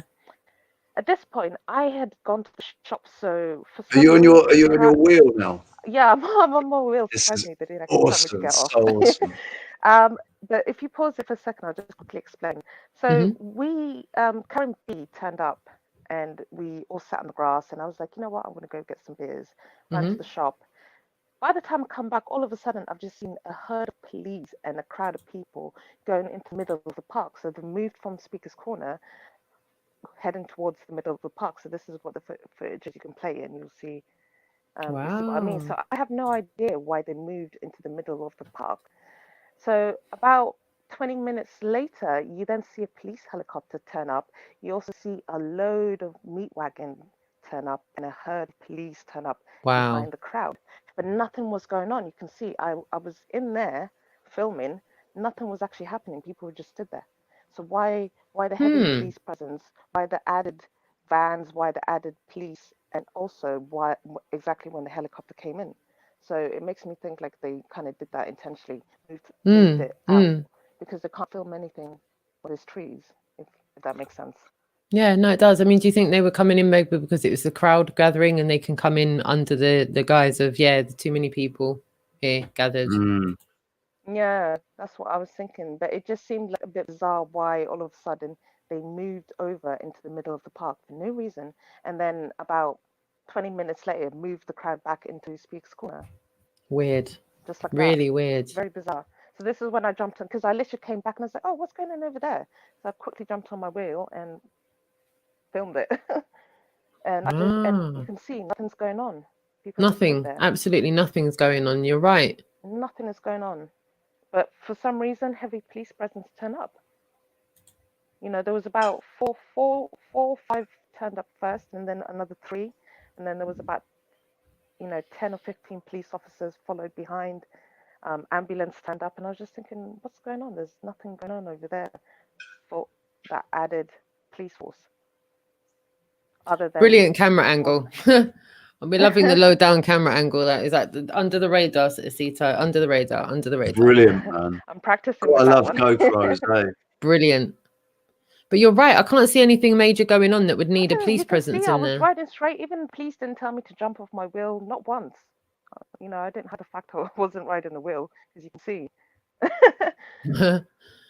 Just to show you that I was riding it throughout the crowd, and no, nothing was going on. No. And when you consider when that that trouble that you had when you were out with Roxanne, and they were like, "Yeah, you can't do it around the people." I know they were willing to like wheel us up out of the park that day just for me getting taught how to use it. That one guy on his bloody power trip. So I think we've got a little bit of a lag over in Tenerife. Go on, both of you say what you were going to say again. Just go one at a time, because I think Rich, there might be a little bit of a delay. But yeah, you're right. It's fine. It's cool. It's cool. Carry on. I just said it was that one copper on a massive power trip, man. The one who put his hand on you, like raw. Yeah, they did. They wanted to take it to the next level. He wasn't in the crowd there somewhere. You know what? He might have been. You know, they're lurking away in the crowd. You never know. You just never know. He would have remembered me. He would have remembered me and humped me down. So yeah, this is this clip here as well. This is the guy you were talking about. At the beginning. This is what I'm saying. So we literally just came into the park and this crowd wasn't there. It's like they just appeared out of nowhere. We walked past here down towards the fountain, and you can see we're walking back into Speaker's Corner. And then, yeah, I have no idea where this crowd came from. But there was talk, apparently, that there was protests all over the place. Clapham, Green Park. I did go into Green Park. I didn't see anything. Regent's Park, apparently, and Brocknell. I'm not entirely sure. But I didn't go to any of those parks to know if there was one there or not. I think Clapham Common was one. Can see the police van there as well with the cameras as well. They seem to have it covered from that side to the other side. But one thing I will say, before this crowd turned up, there was a heavy police presence before the crowd turned up. When me, Mark, they were anticipating it. Yeah, when me, Mark, and Gary was sat having our coffee, there was police driving all up and down the roundabout, up and down Hyde Park. Yes, see. And that was even before a crowd. And we were just thinking, why is there such a huge police presence? There's nothing going on yet. Yeah, the mind boggles. I think this is going to be one to watch. I'm so glad to see how things didn't go today. I think, like you said, I think let's commend the people that did go there and how they held it down and how they interacted with the law and how they stood their ground. And yourself included in that, Asita. Massive respect to you, my darling. You get major kudos from us and everyone in the chat room and everyone watching. It was very difficult. I think the main strategy, and I kept saying it, preaching it, to be honest, to not just like the people I knew, but just like random people who you can say were being targeted, was don't interact with the police. If they come and talk to you, don't say anything. Just don't say open anything. your mouth. Yeah. You incriminate yourself as soon as you open your mouth. And it seemed like they were looking for people who weren't part of the same household, or Yeah. People that were basically in breach of what they deem blah, blah, blah, if you know what I mean. Yeah. Oh, my goodness. My goodness. Well, let me know what's good for next week. If you're looking to go there next week, give me a shout and I'll go with you. I'll make a stand. I'll go with you. And yeah, hopefully I'll have my phone sorted by then. No worries. Teamwork makes the dream work, darling. You know what? Us sisters, we've got to stick together. So, you know what I'm saying? If you're going where we go one, we go all. If you're going, I'm going to come with you. And between the two of us, we'll get a working microphone.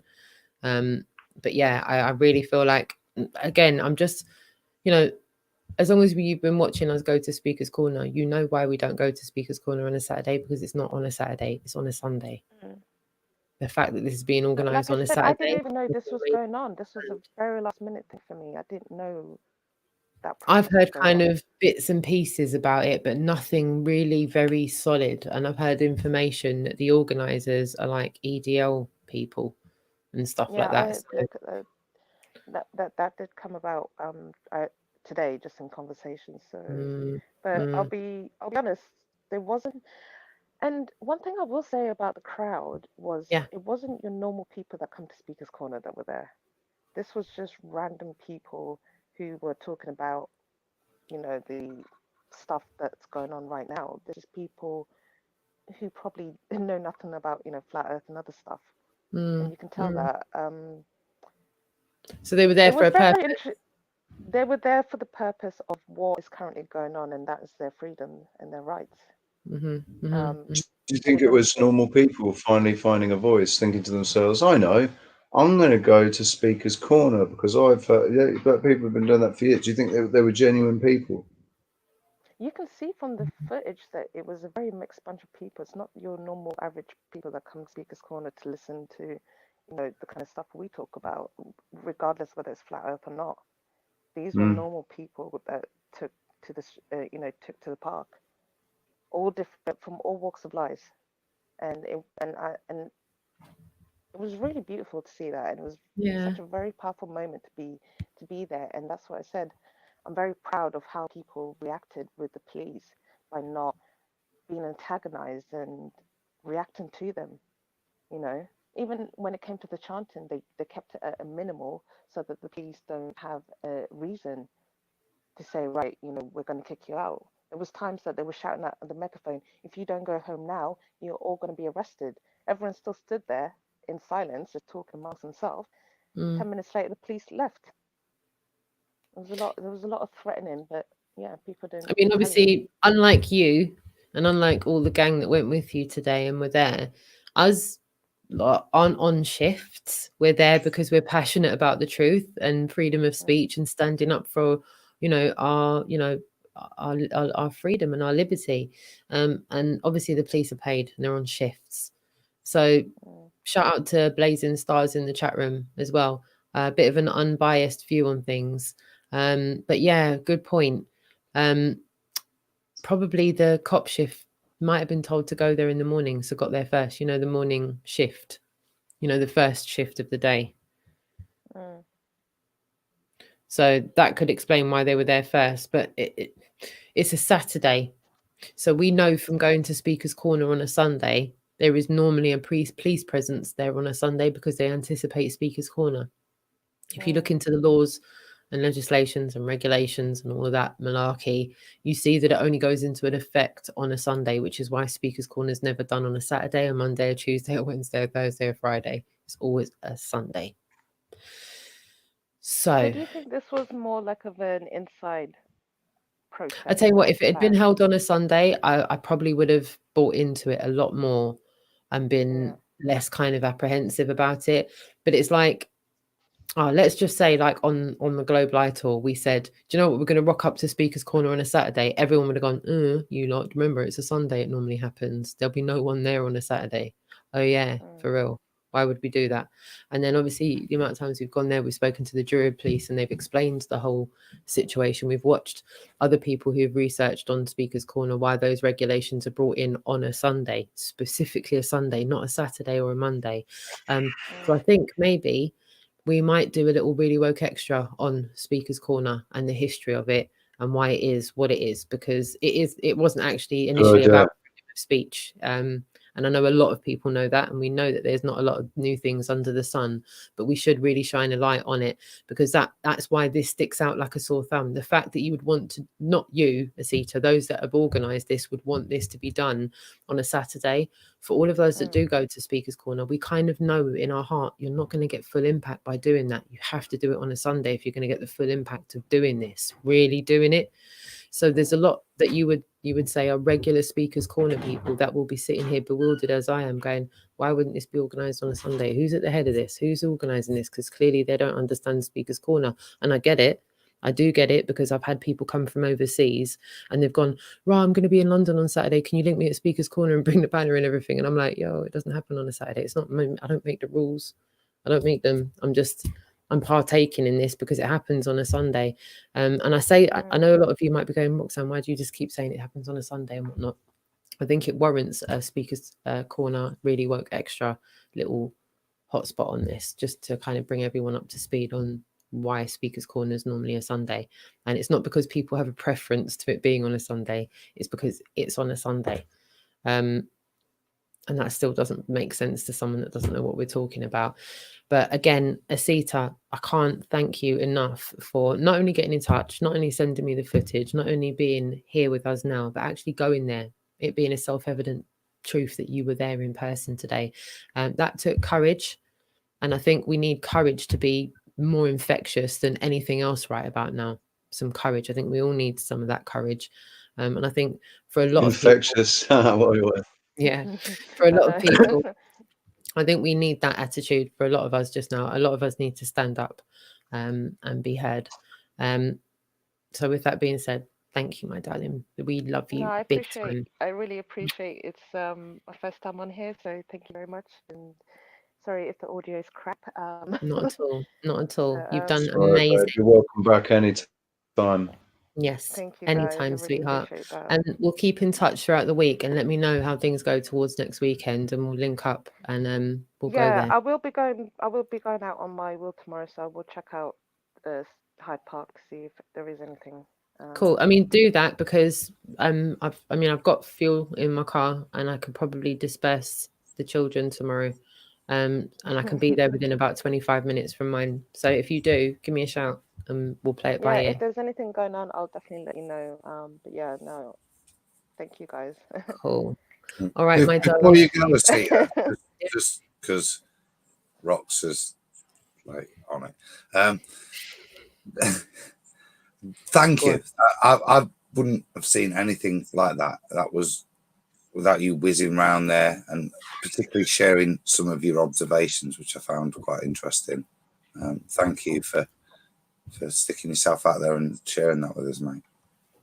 No, honestly, we all have to stick together, and we are in this together. So, you know, I had as much fun filming that. So, you know, I'm just glad that I got a chance to actually show you guys what was going on. It looks full on that wheel. See you guys there next time. Definitely. Would a copper stand any chance if they were chasing you whilst you're on that wheel? Hell no. I was more worried about, you know what? There is no way, even with the horses, I don't think they would get me. But did you see some of the photos of the video of what was on the horses' eyes? I don't know. They were scary looking. So I was more worried about the horses than, you know. Are you all right if we make a little feature video with that footage? If I pass that on to Rich, maybe Rich can kind of make a bit of a feature of it and we can kind of display it a little bit better for everybody. And I'm going to work on I'm going to work on a video myself anyway tomorrow. Nice. Nice. So hopefully I'll get that done by the evening and send it off to you guys. And then, because what it was obviously some of the footage is on my phone and then some of it is on the GoPro, and I just quickly uploaded it when I got home and sent everything. Didn't really look at it or cut or trim it, so it's really just raw footage. So I'm just going to sit down and just, you know, try and edit the best trim it so that you can actually get a good scope of what went.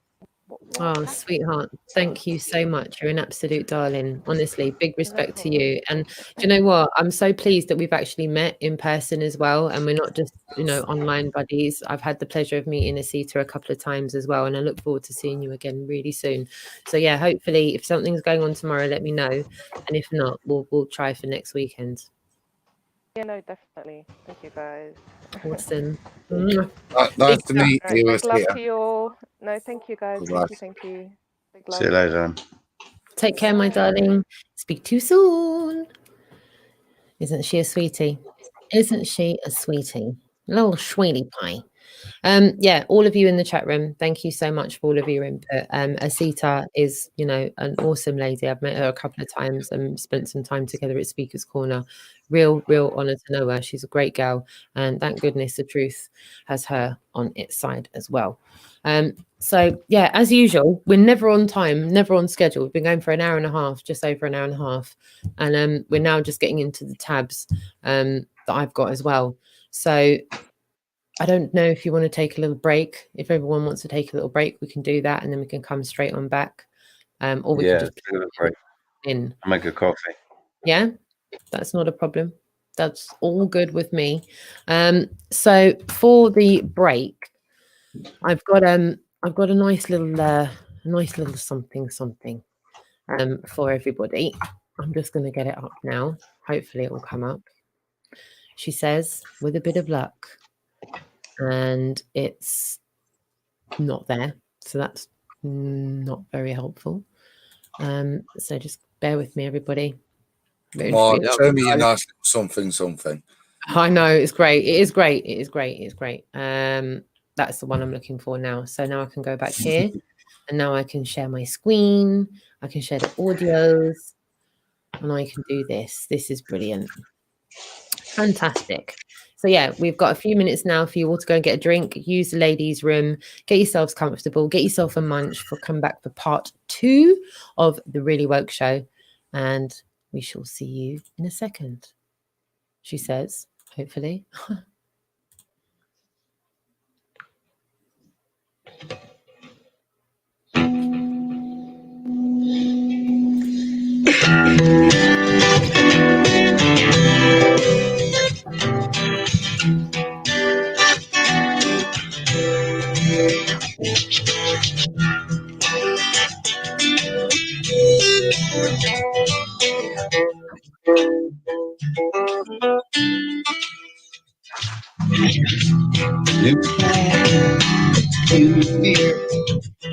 Uncertainty, staying clear. And I can't help ask myself how much of that be. Will I just be? To me before it seems to have a way on big masquerade. Lately I'm looking find eyes behind the wheel. And tomorrow brings, I'll be there. Open arms and open eyes, yeah. And tomorrow brings, I'll be there. I'll be there, yeah. So if I decide to live alone, just to be one of the high, will I choose world and go my own drive? Oh, oh, oh. There's too many before, and it seems to be the way. Everyone else gets around. Lately, I am looking to find where I can drown myself. My light is found. And tomorrow brings, I'll be there. Open arms and open eyes, yeah. And tomorrow brings, I'll be there. I'll be there, yeah, yeah, yeah.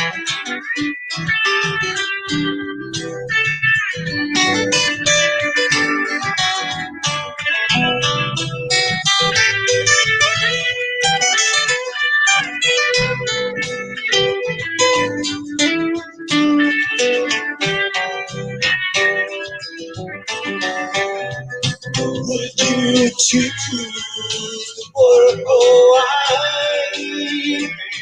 hold the wheel and drive? But tomorrow brings, I'll be there. Open arms and open eyes, yeah.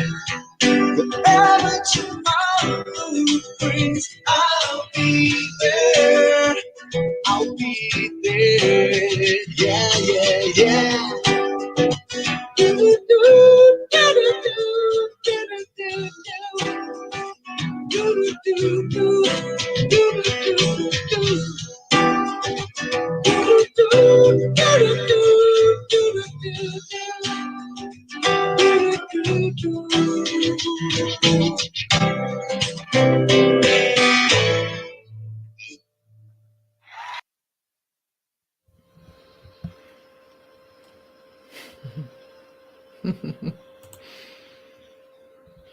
And we are back.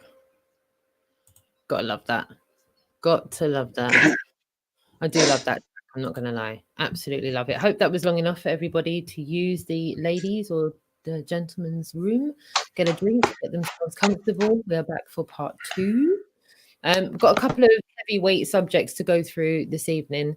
Some of the subjects you'll be familiar with. Some of them you may not be so familiar with. Some of the information we bring you tonight you may not have seen before. Sometimes you may have seen these things before, but maybe not in the same light. If you can help others in the chat room inform themselves, we will be giving you the links and all of the source material for what we're going to be showing you, so that you can share that and inform yourselves as well. Okay, are you ready? Steady, go. Okay, so I've got a small video to show you. It's about 6 minutes long. But before I do show you this, I'm going to show you something. And I'm not going to say very much when I show you this, because not much really needs to be said, to be honest with you.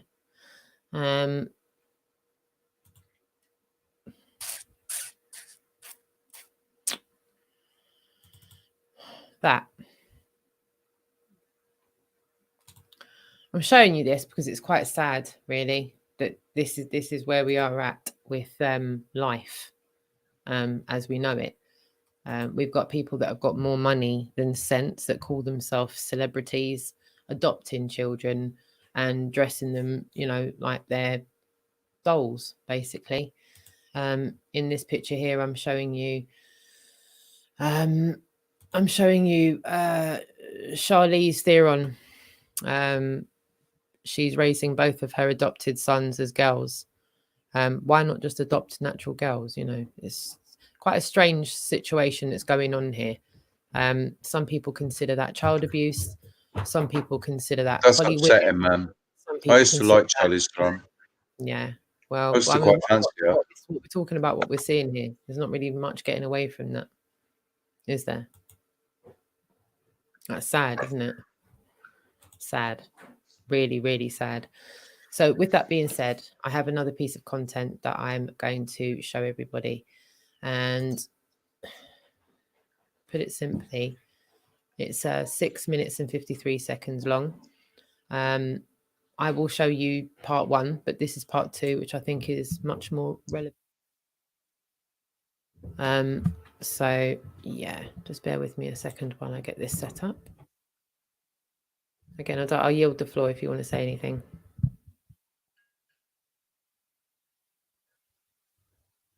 This is the video that we watched before. See if it would be okay. Yeah? Yeah, it's absolutely fine. We'll be all right with this. So I'm just gonna can you, I can't find that banner anywhere, Rich. If you can just remove it, because it's going to cover some of the things that, oh, there it is. Oh, yeah. Got it, done it. It's all good. So here we are. Right, I'm just going to full screen it. Just let me know if that comes up full screen for you now. Yep. Yeah, perfect. With a bit of luck, you'll hear it as well.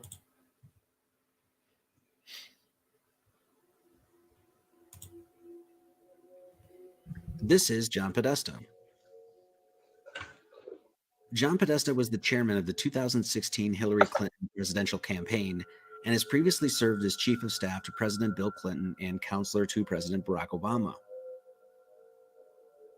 John has had close ties to Washington for a very long time. John has been in the inner circle of some very, very powerful people within the upper echelons of the Democratic Party for a very, very long time. WikiLeaks has released thousands of John Podesta's emails, and after many researchers rifled through them, it was found that there were an enormous amount of strangely worded references to pizza and hot dogs.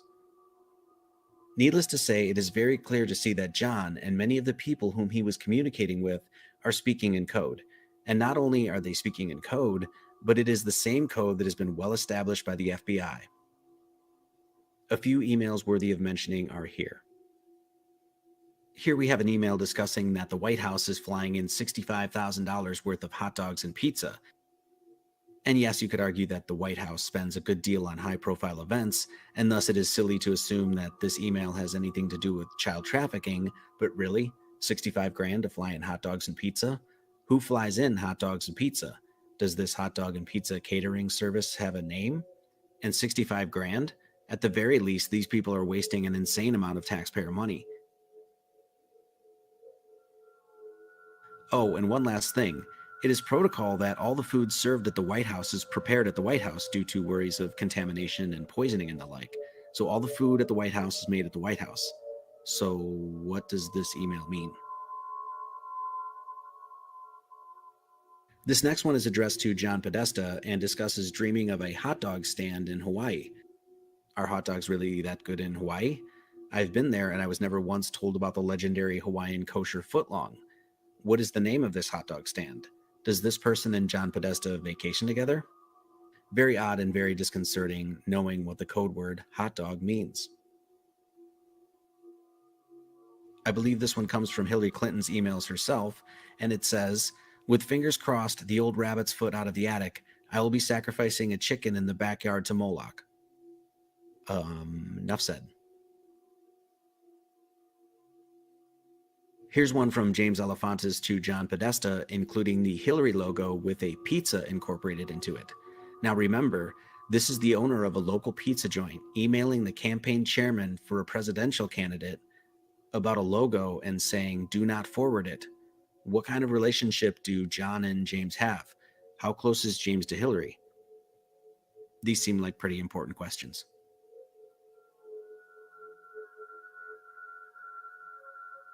Here's one. "I'm coming to town and I'm bringing walnuts." And another email here speaks of walnut sauce. Who writes emails to each other concerning walnuts? I guess maybe people that work at the Diamond Nuts Corporation or Planters Peanuts might, but politicians? All of this makes a whole lot of sense when you realize the FBI code walnuts means a young child of color. This email is very telling. The realtor found a handkerchief map that is pizza related. Why would anyone feel the need to write someone about a pizza-related map handkerchief? The FBI has also reported of a handkerchief code, with each color of handkerchief apparently having a specific meaning, such as oral or anal sex. Even if you knew nothing of FBI codes, you don't need to be Inspector Gadget or Sherlock Holmes to clearly see that these people are speaking in code with one another. Should I play dominoes on pizza rather than pasta? This email is just downright strange. Why would anyone play dominoes on pizza or pasta, and why would they sound almost excited to do it? If we are to take seriously the code words and their meaning, then this email becomes unsettling and sick. This is John writing his brother Tony saying that he would love to get pizza for an hour. This email includes an image of a party, what apparently looks like Tony Podesta's house, someone we'll get to in just a bit, and someone emails a couple of pics saying they're capturing the spirit of the evening, and at the party they have a cutout of the Pope. Nothing too damning here other than the query of why would they have a picture of the Pope at the house. Email 1037 has an image that was shared by many different people, and the sender here says, "It doesn't get any better than this," and attached is a file simply called pizza. The attachment shows two Asian women biting into the crust of a slice of pizza with a little girl. So what, one might say? An attachment called pizza of people eating pizza? Duh, where's the conspiracy? The only problem with this is that the people that have been confidently identified in this picture are Una Lee and Laura Ling, two reporters who were supposedly kidnapped after they were reporting on, you guessed it, child trafficking. This last one is just downright gross and in my opinion leaves little room for interpretation. Tamara Lozado is sharing her excitement about the reprise of our gang's visit to the farm in Lovettsville. We plan to heat the pool so a swim is a possibility. Bonnie will be transporting Ruby, Emerson, and Mauve, 11, 9, and 7, so you'll have some further entertainment, and they will be in that pool for sure. What kind of entertainment involves 3 young children and a grown man in a swimming pool?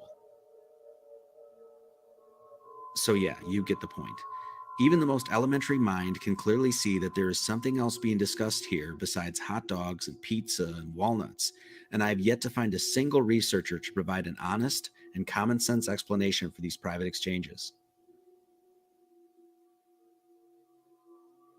One quick thing before we move on.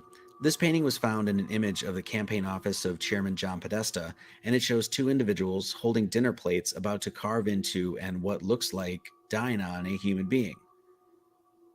In other words, this is a painting of cannibalism. Not sure what the artist is representing here, but this is very, very odd.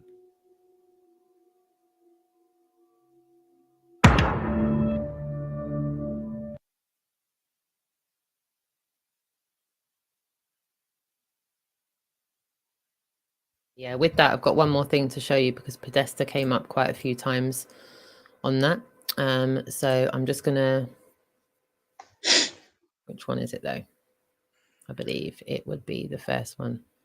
So hopefully it is. Yeah, it is. So hopefully you'll see this image that's about to come up. Obviously, we're going to talk about the video that we just saw, but I need to show these images for reference.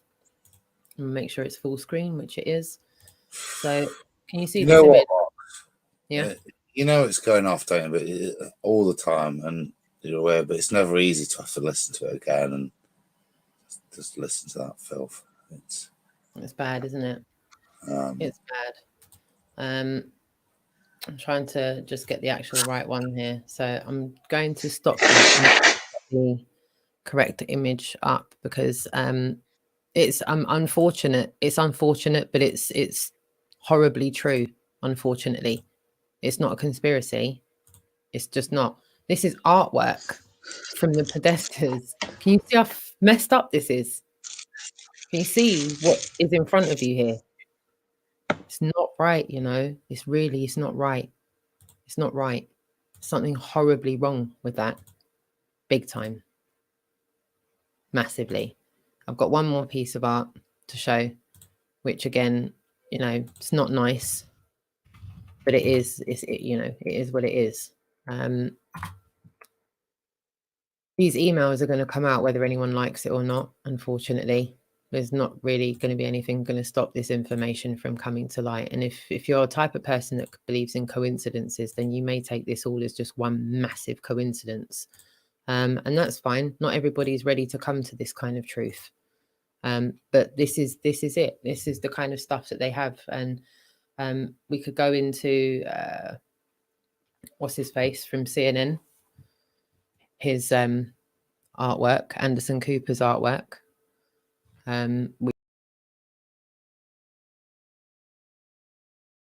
Oh, sorry, I don't know why I got removed there.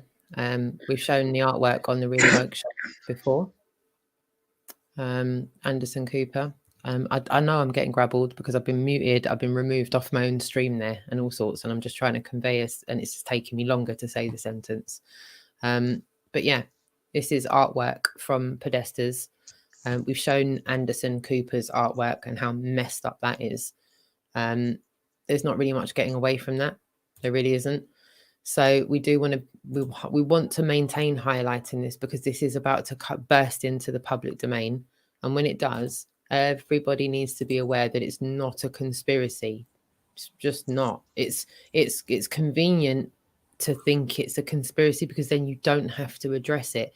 And everyone can say, oh, well, we'll address it next year. We'll address it next month. We'll address it at another time. We'll address the fact that, you know, the red shoes, that cult, that doesn't really exist. That's just something out of a movie. We won't bother talking about that because there's obviously nothing to see there, is there? Kids don't get trafficked. None of that exists. You know, it's not. It's not a conspiracy. So if you've tuned in and you've thought to yourself, Pizzagate is just some kind of psyop or distraction, and it's not something that's legit. I yield the floor. It's like all, you know, it's like the 9/11 and all of these conspiracies that we all know that when it came out, it got pounced on, it got discredited.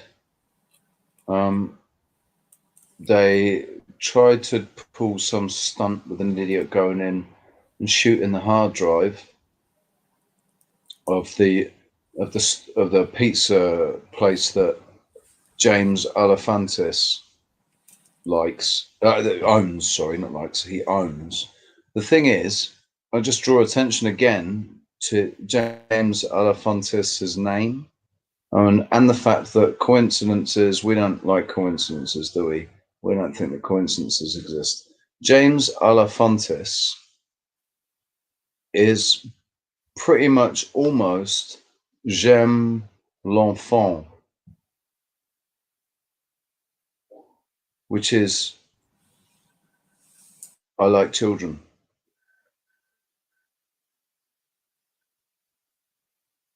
James Alefantis, j'aime l'enfant. If you look, if you want something to go and dig, just go and dig the Podesta group. Just dig the Podesta group and dig why it shut down. Why? Ask yourself why it shut down. Why a successful company like the Podesta group shut down? Ask yourselves, why did it close? Did it close because of public? When did it close? When did it close, Rox? When did it close? I tell you what we'll do, because we weren't going to do an in-depth into Podesta, we'll save that for another time. I think we'll give the chat room something to go and dig on. So here's something for you to dig on. Go and dig on the fact that it closed. When did it close? Why did it close? If it didn't close because of public charges, if that's a no, then still, why did it close? Then you've got to look at some other connections, and this is something that you literally can't get away from, the coincidences with this. Certain investigations started at the same time, a little bit like DARPA and Facebook, DARPA shutting down and Facebook starting. It's sometimes here, look there, the truth's there. So sometimes we might be looking there, but it's actually got nothing to do with there. It's over there. And actually it's nothing to do with over there. It's over there. I might sound like I'm talking in riddles, but some of you that get my train of thought will understand what I'm saying. So, with regards to what I just mentioned there, just have a look at why was there no big public media spin on it? If anyone knows anything about Podesta Group, they'll know that news corporations like ABC, Bloomberg, CBS, CNN, Huffington Post, MSNBC, NBC, and New York Times News, Politico, The Hill, Vox, the Podesta Group was the bridge between the media and political groups. There's a clue. There's a big clue. And Madeleine McCann as well, if you want to stick that one in there, just for Colombo facts. There's a lot to dig on. We can do a little section on that as well. My list is getting long. You had up on screen there for a sec, Rox, from Pat Riot. Yes. Message saying their art will undo them. And I remember it a week or so ago, I was putting up that picture on Epstein or somebody with one of the presidents playing with being basically and you've showed those pictures there, and my initial impression is that art, is it? Is that apparently it's art? Yeah. So you have to ask the question then, well, art like that, obviously, to generate a living out of it, there has to be an audience for it. Now, aesthetically, it's a sack of shit, isn't it? It's grown men dressed up in a bit of, bunny love, whatever they're doing. But aesthetic, that's not going to generate enough interest from a populace to earn a living from. So clearly the revenue stream for that kind of art, just like we said, the art for the private rooms of very rich and powerful with presidents being degraded, there's a separate market for that art. And there's clearly symbologies. We talked about pizzas. God knows what bunnies, riding bunnies, bumming bunnies, eating bunnies with red bows mean. But you could see in that it's a liturgy of symbology, which is, as I said on that president picture, it's the picture will be full of symbology, which is there for those intellectual paedophile elite to get off on. They masturbate over the nuances of, look at that one, that means bumming a boy. That one's absolutely doing this to a young girl. This means our power over the masses. That's what all that art is. And Pat writes exactly. The art does expose them because it does have meaning, And little keys like that, maybe you can't hold them to their handkerchief codes or their takeaway food codes, whatever. But clearly, as those emails demonstrate, normal people don't talk like that. It is a code. And it's a very odd code, because if I was just talking about alcohol or cocaine or whatever I'd be doing in those kind of politico elite rings, if it's not paedophilia, there's no need to have that level of complex code. Uncle Charlie sufficed for years, didn't it? Oh man, yeah. So Uncle Charlie or Cola. Yeah. So you know what I mean? It's not that kind of narcotic code. It's clearly something one. And like I say, there are, so to me, says a lot. I mean, who says, hey Adam, I was thinking about popping around to eat pizza for an hour. Hey Rich, any chance you could bring a couple of hot dogs? Do you know what I mean? With some walnut sauce, man. I mean, sick fuck. I said, it doesn't make sense when you say it in the wording that they say it in. No one talks about food like that. Just no one talks about playing dominoes on stuff like that. It just is off key. It's off key. Really, I mean, you say, do you want to get a pizza? Yeah, what do you want? Pepperoni? Yeah, right, no worries. 15 minutes. But it's none of this. Yeah, I want to come and eat pizza for an hour. Yeah. You know, thank you to Jane of Torquay as well. Thank you, my darling. Good night, sweetheart. She's off to No, Jane. Sleep tight away. I think it's also that what he pointed it out. You know, Obama spent 65 grand on pizza and hot dogs. At first, point A, all food consumed at the White House is made at the White House, and it's strict protocol for that. Good point. And B, who the heck spends 65 grand on pizza and hot dogs? And how do you justify that as taxpayers' money? But like both of those points are killers for that little Easter egg that we got.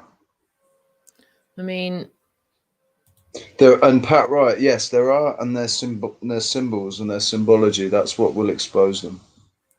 That's what I think will be their downfall. Honestly, I genuinely think that's going to be their downfall. Their symbolism will be their downfall, and I think it already is. I think a lot of normies are starting to wake up to that already. People are questioning things that 6 months ago they would have ridiculed.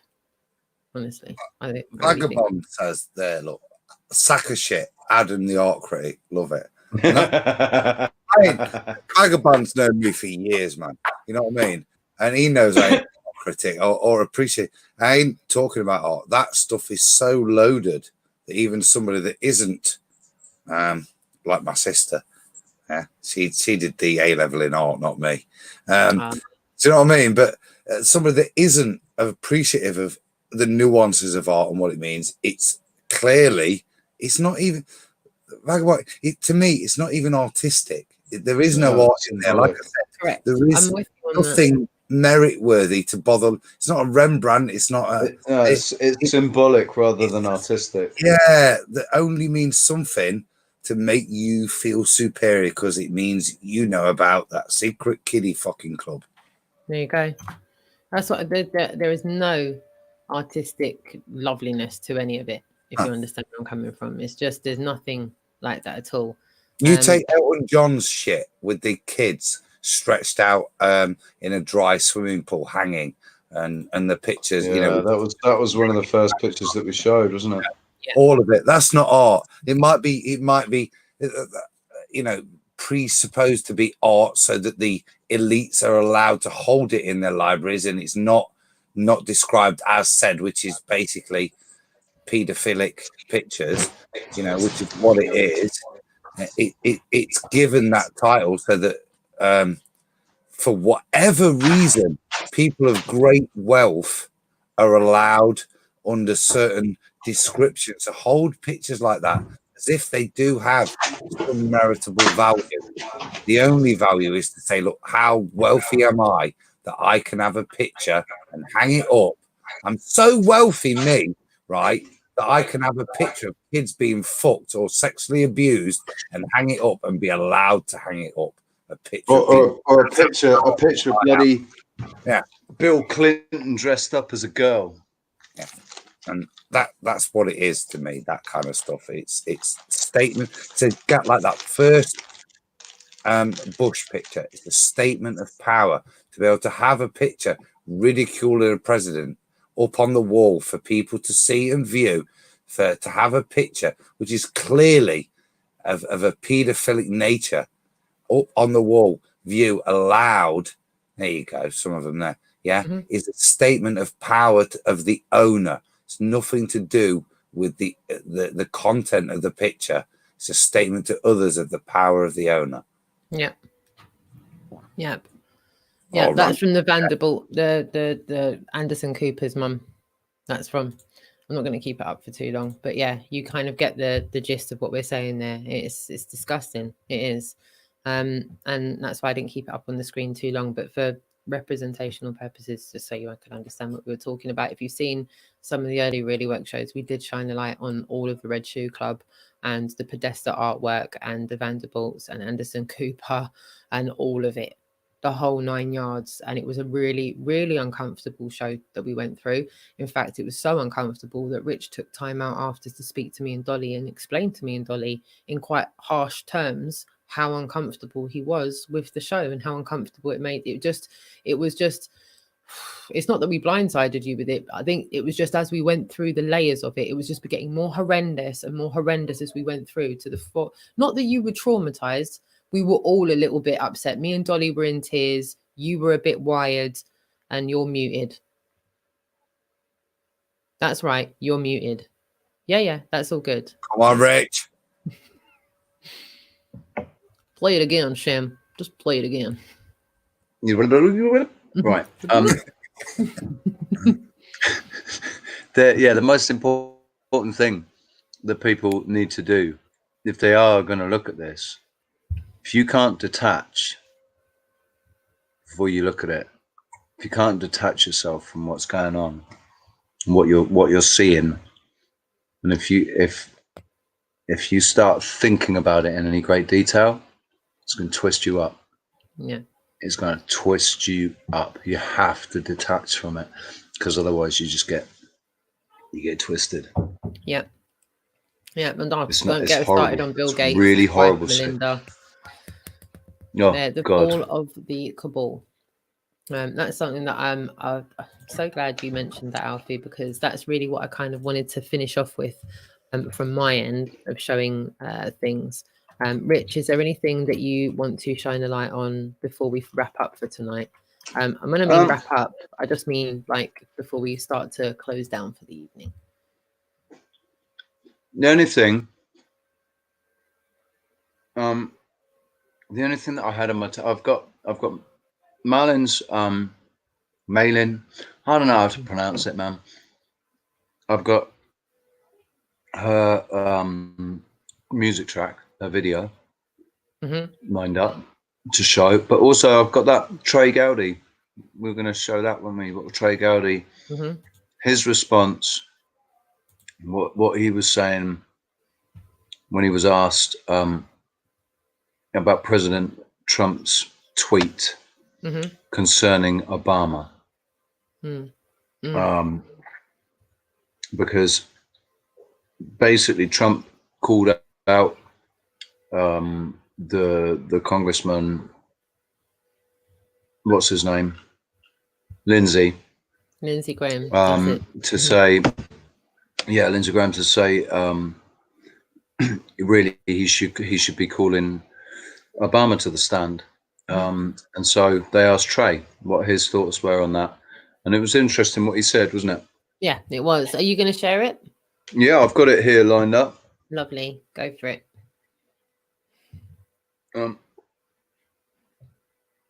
Share audio. Lovely.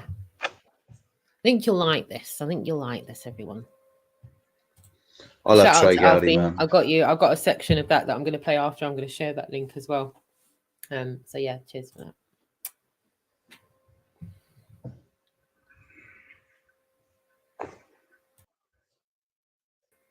Oops, sorry.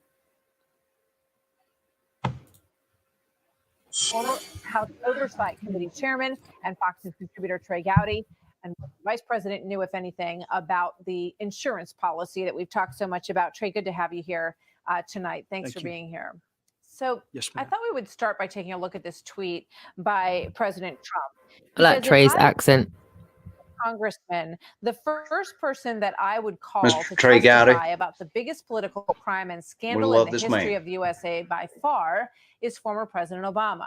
He knew everything. The president writes in caps, "Do it," at Lindsey Graham, South Carolina. Just do it. No more Mr. Nice Guy, no more talk. And here is the response by Senator Lindsey Graham to that tweet. Let's watch that. No president's above the law, but we do have separations of powers.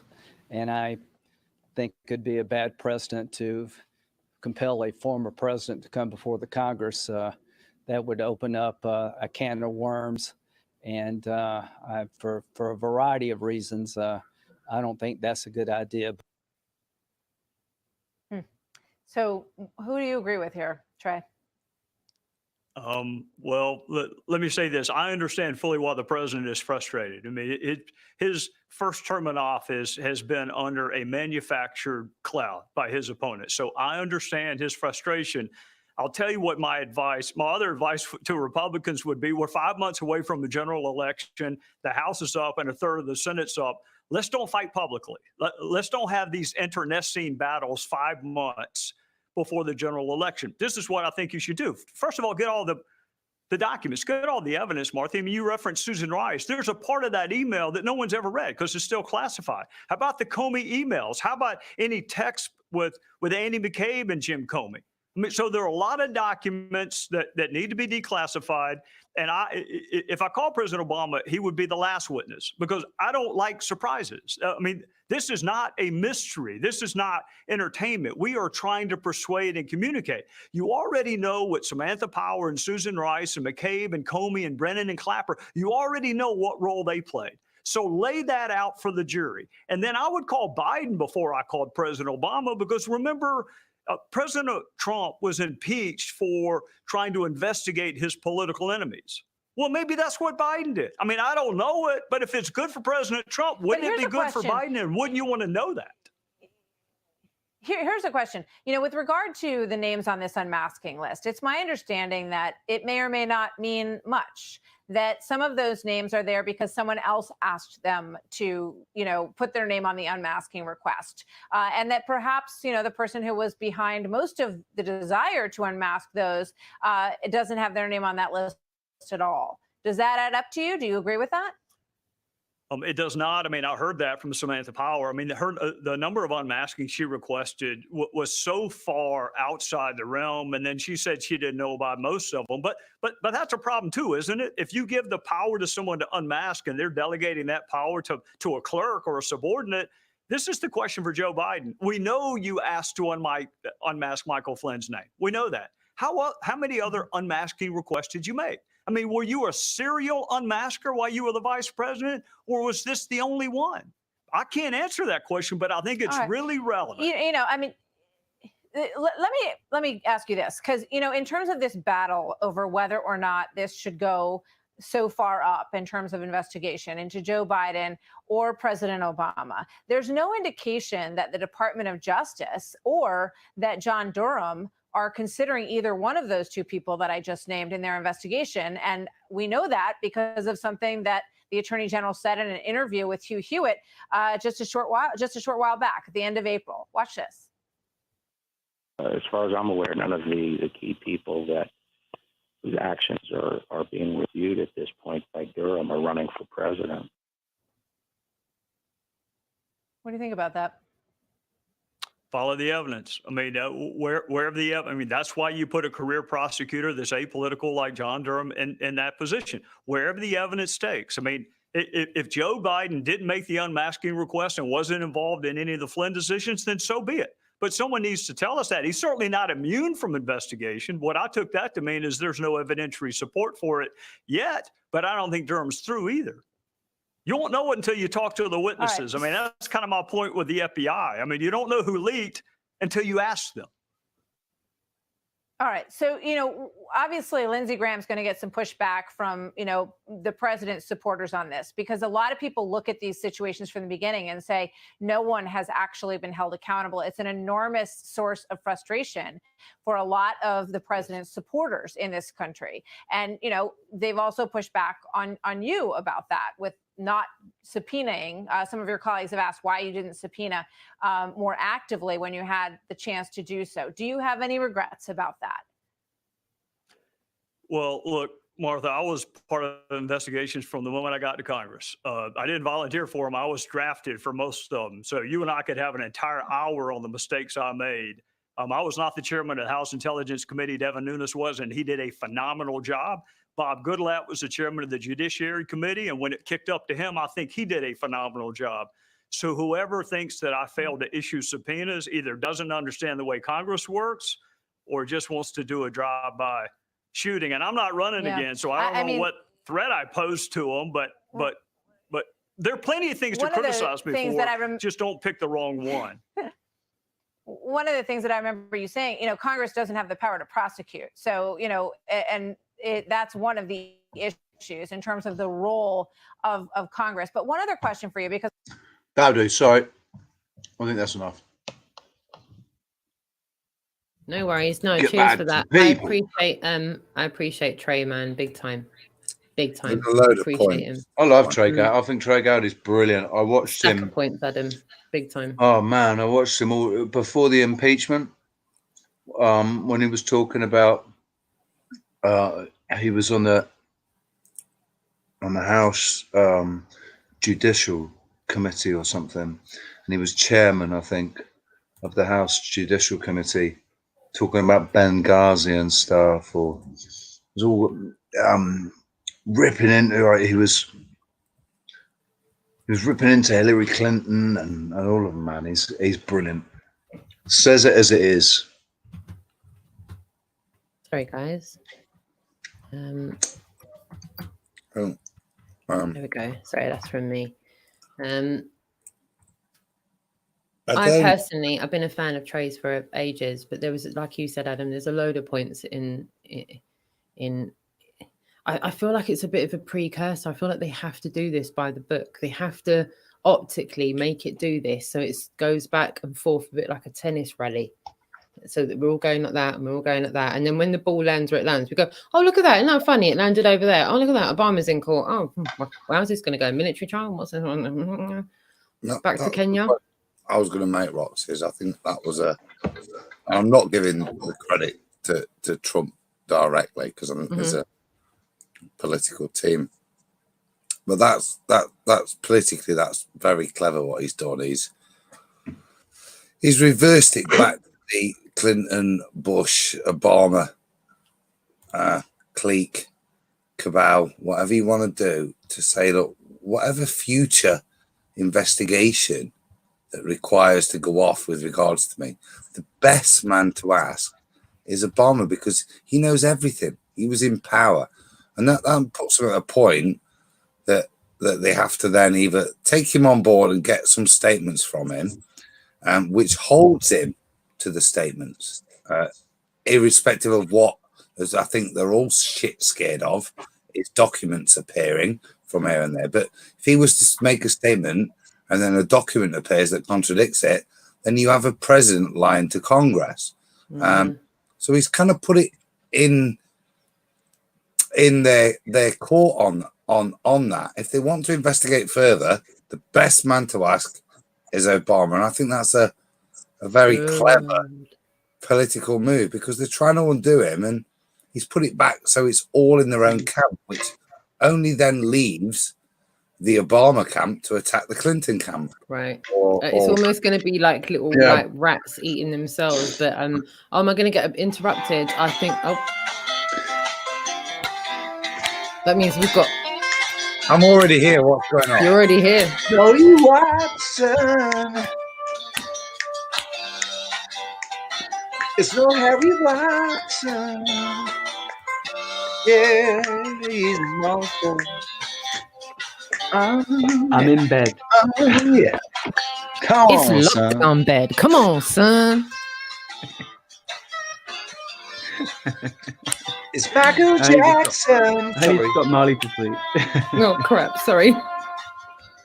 We'll turn it down. We'll turn it down. Lights out. Party done. Everything look off. No, it's all right. She went to sleep in the tent in the living room. I'm now in her bedroom. Oh, she's camping in the front room. That's so sweet. Yeah. I remember doing stuff like that. Oh, bless her to be young again. Jess said that to me this evening. She was like, Mum, I want to be little again and make a camp onto the dining table. I was like, get the airbag Marley's out then. already saying this. Sorry, I walked in the middle of Adam saying some astute stuff about, you know, political strategy.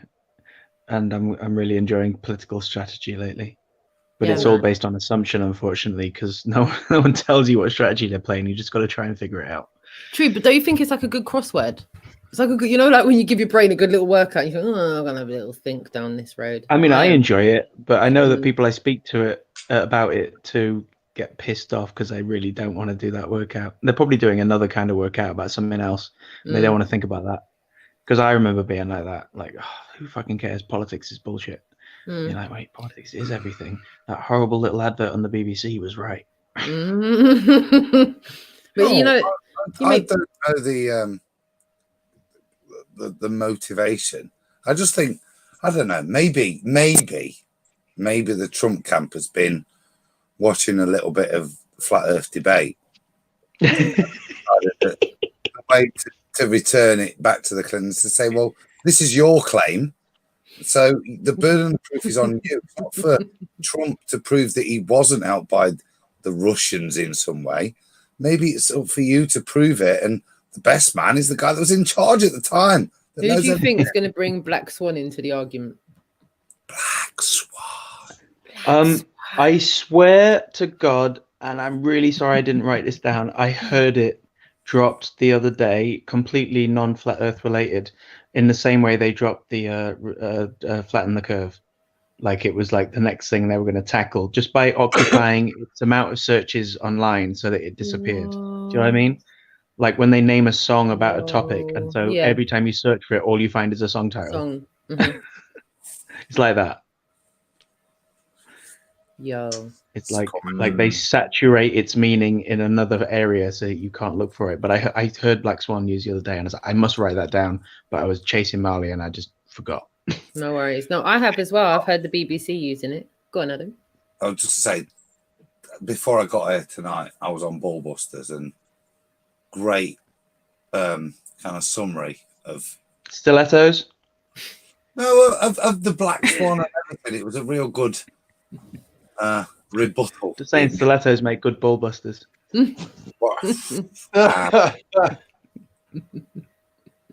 Yeah. Boom, boom. But got the wrong balls. Sorry, I'm terrible. Carry on, Adam. Sorry, we're having a respectable conversation here. No, but just guys, if you want to see the Black Swan, a great rundown of it, a great rebuttal of the arguments that are being put to it, and as we say, it's going to take these ballers another year or so to fully grasp it. But it's there. It's the greatest destroyer. Their own.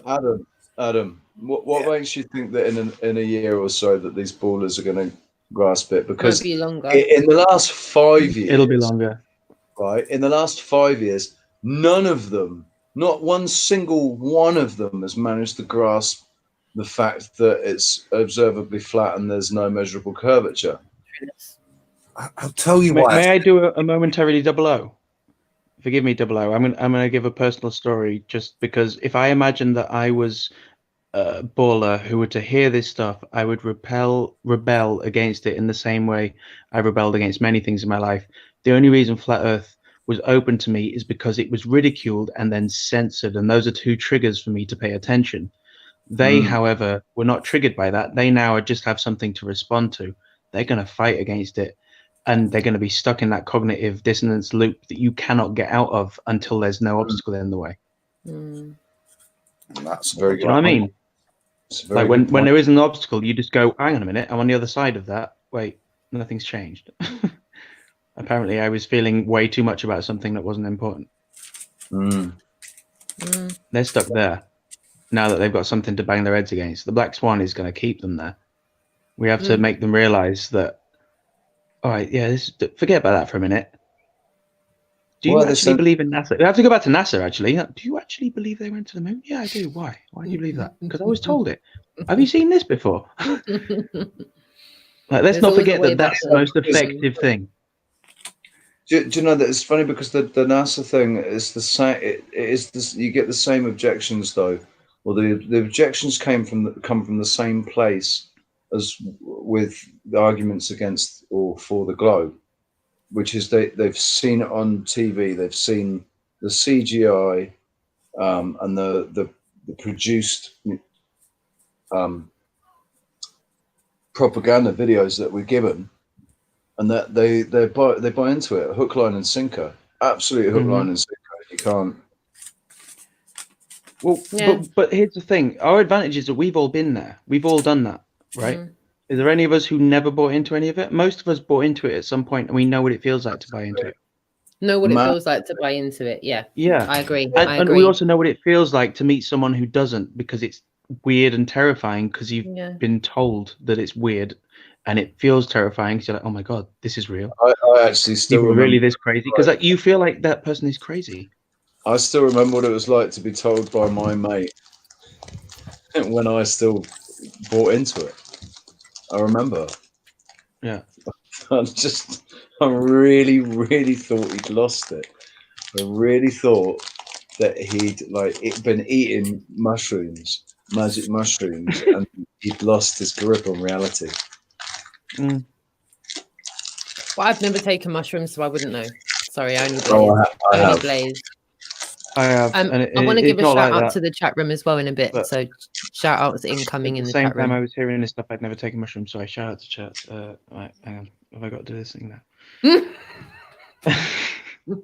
You're right. You're in bed. When you said, no, read the chat. I know. I got 7.5 grams of mushrooms just up there on the shelf. I promise I won't put you on the spot like that again. Not Rich might be having a munch before the right, end of the it's show. on about the acceleration. I've heard about that recently. The acceleration. Perhaps the awakening is the science lie. No, sorry. Perhaps the awakening to the science lie is connected to the acceleration. Now, if I hadn't lost half my links, I have some major links to show tonight. No, I have something to say about that response to that. I would say that science is not a lie.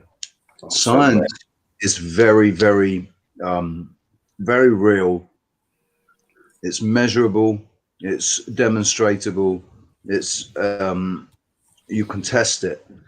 It's pseudoscience that is the enemy. It's pseudoscience that is the problem.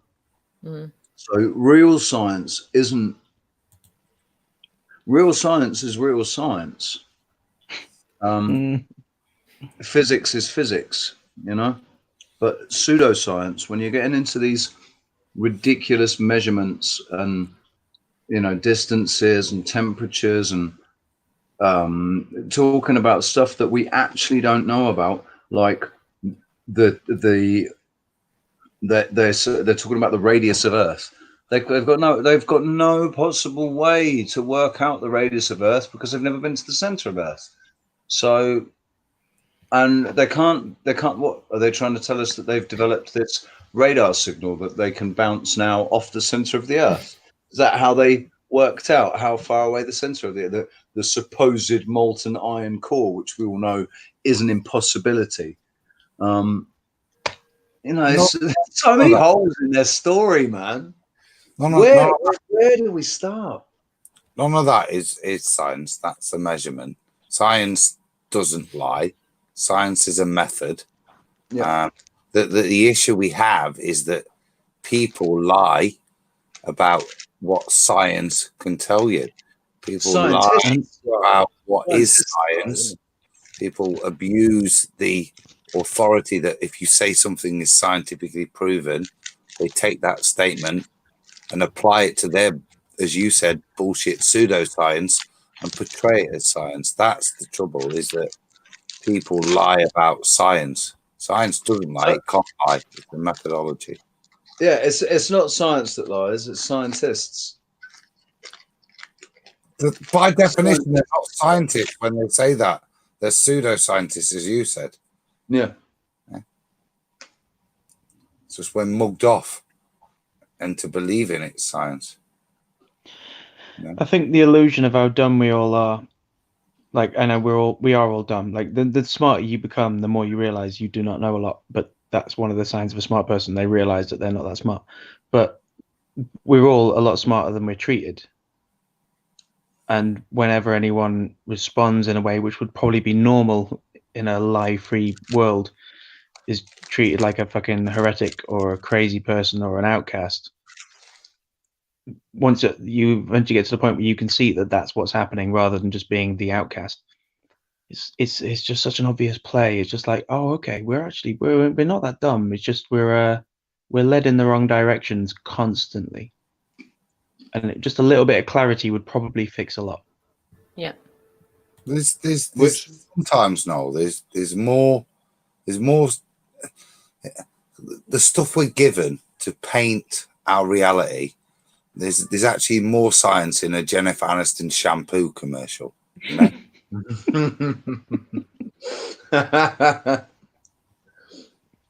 Pantene Pro V. Because I'm worth it. Here comes the science. What are you like? What are you like? Oh God.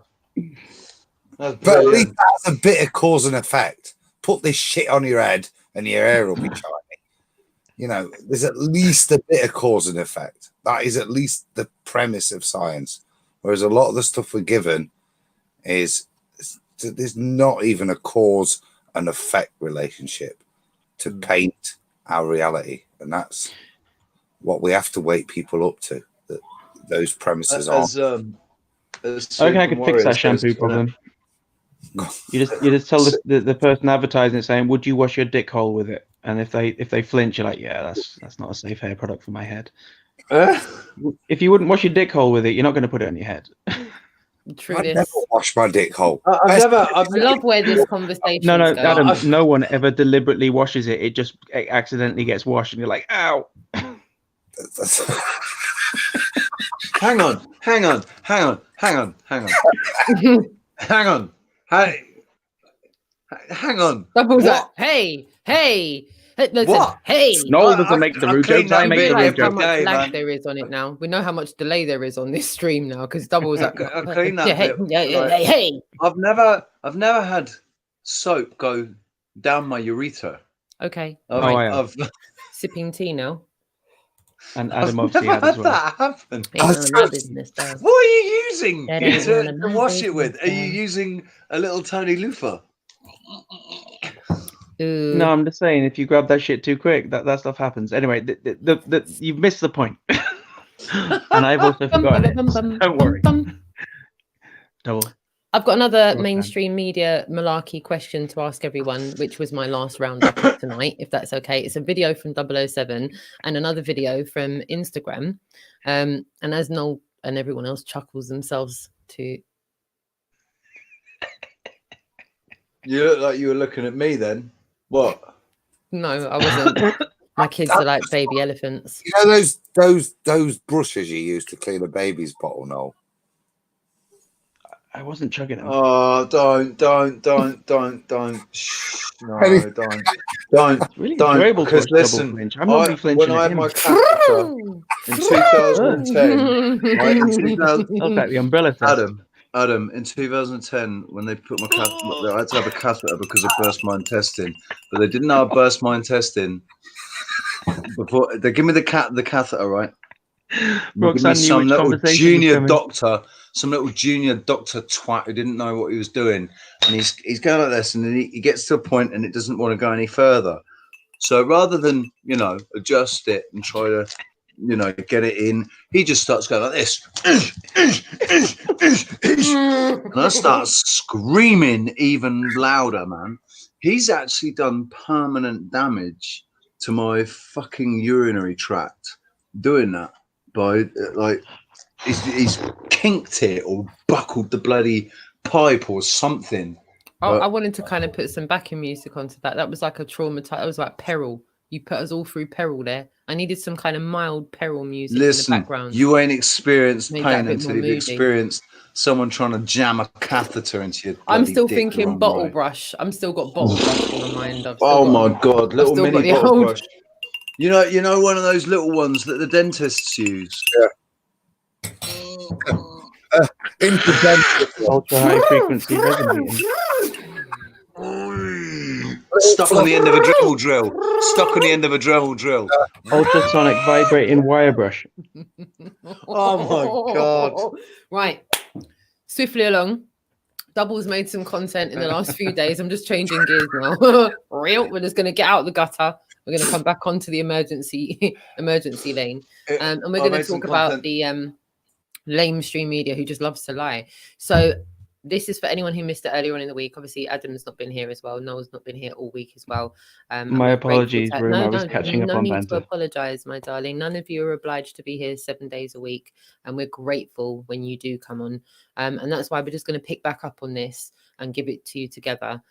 Because obviously the liars have run with the story, haven't they? They've just run with it, but there is actually a story here, and they're now considering that to be the conspiracy, which is a joke. So once upon a time, me and Rich were investigating this story, Obamagate, and just before we went to sleep, it broke on mainstream media, and we were like, huh? What do you mean Trump and Obama? Pause, screen record. What are they going to say? And then when they said what they said, 00 had to obviously tell the truth because mainstream media lie, and that's not on. It's not on for them to lie. So I'm going to just play you this piece of content by 007 first. Will she or won't she? That is the question, because did I share the audio? Can't remember if I did. So here we go. Now I have. So yep, this is 1 minute and 58. So just let me play this, and some of this will start making sense when we show you the next bit. Plenty of sinkholes, but they're not. Wait, guys, hold on a minute here. Hey, Richard.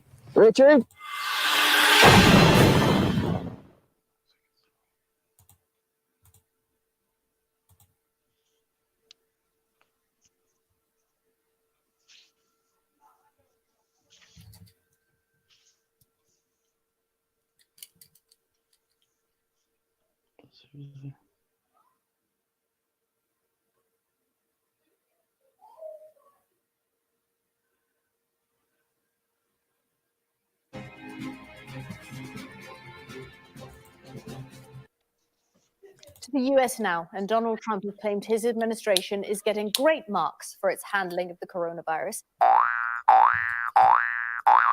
after his predecessor described it as an absolute chaotic disaster.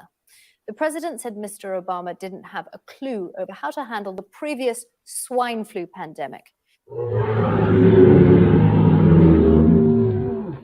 From the US, Sky's Cordelia Lynch reports on the row over the president's record.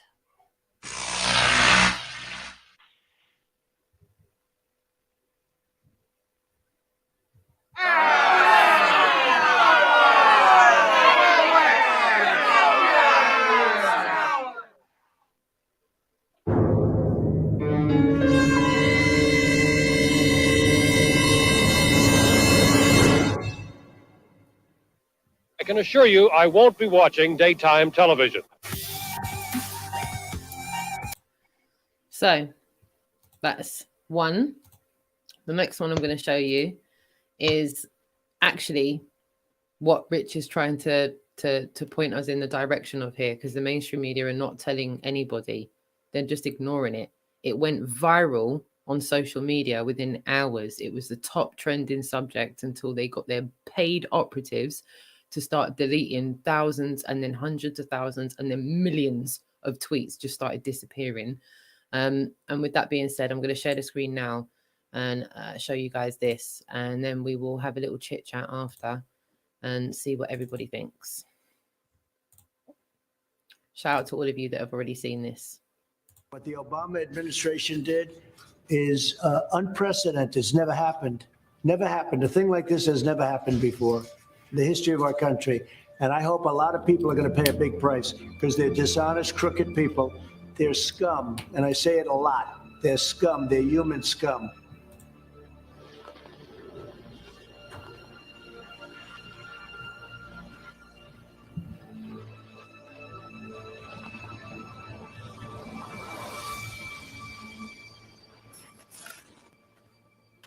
and it's a disgrace. The Obama administration, Justice Department was a disgrace, and they got caught. They got caught. Very dishonest people, but much more than this. It's treason. It's treason.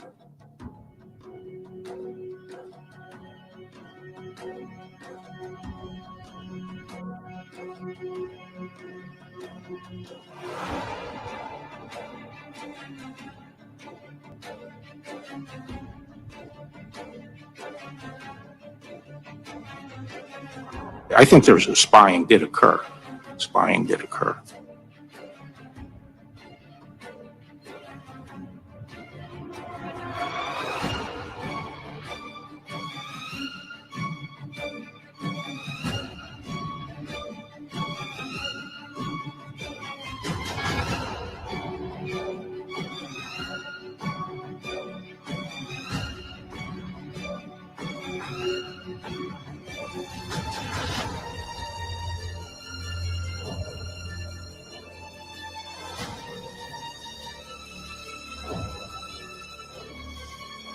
I caught the swap. I caught them all.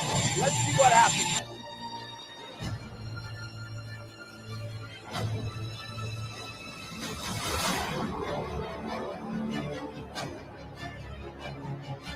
It's happening. The whole world is watching. Yes. Death penalty.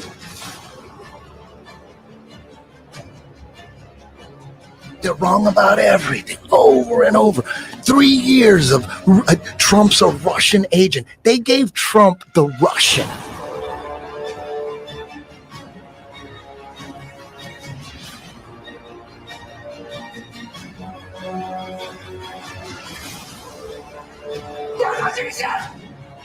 Let's look into Obama the way they looked at me from day one.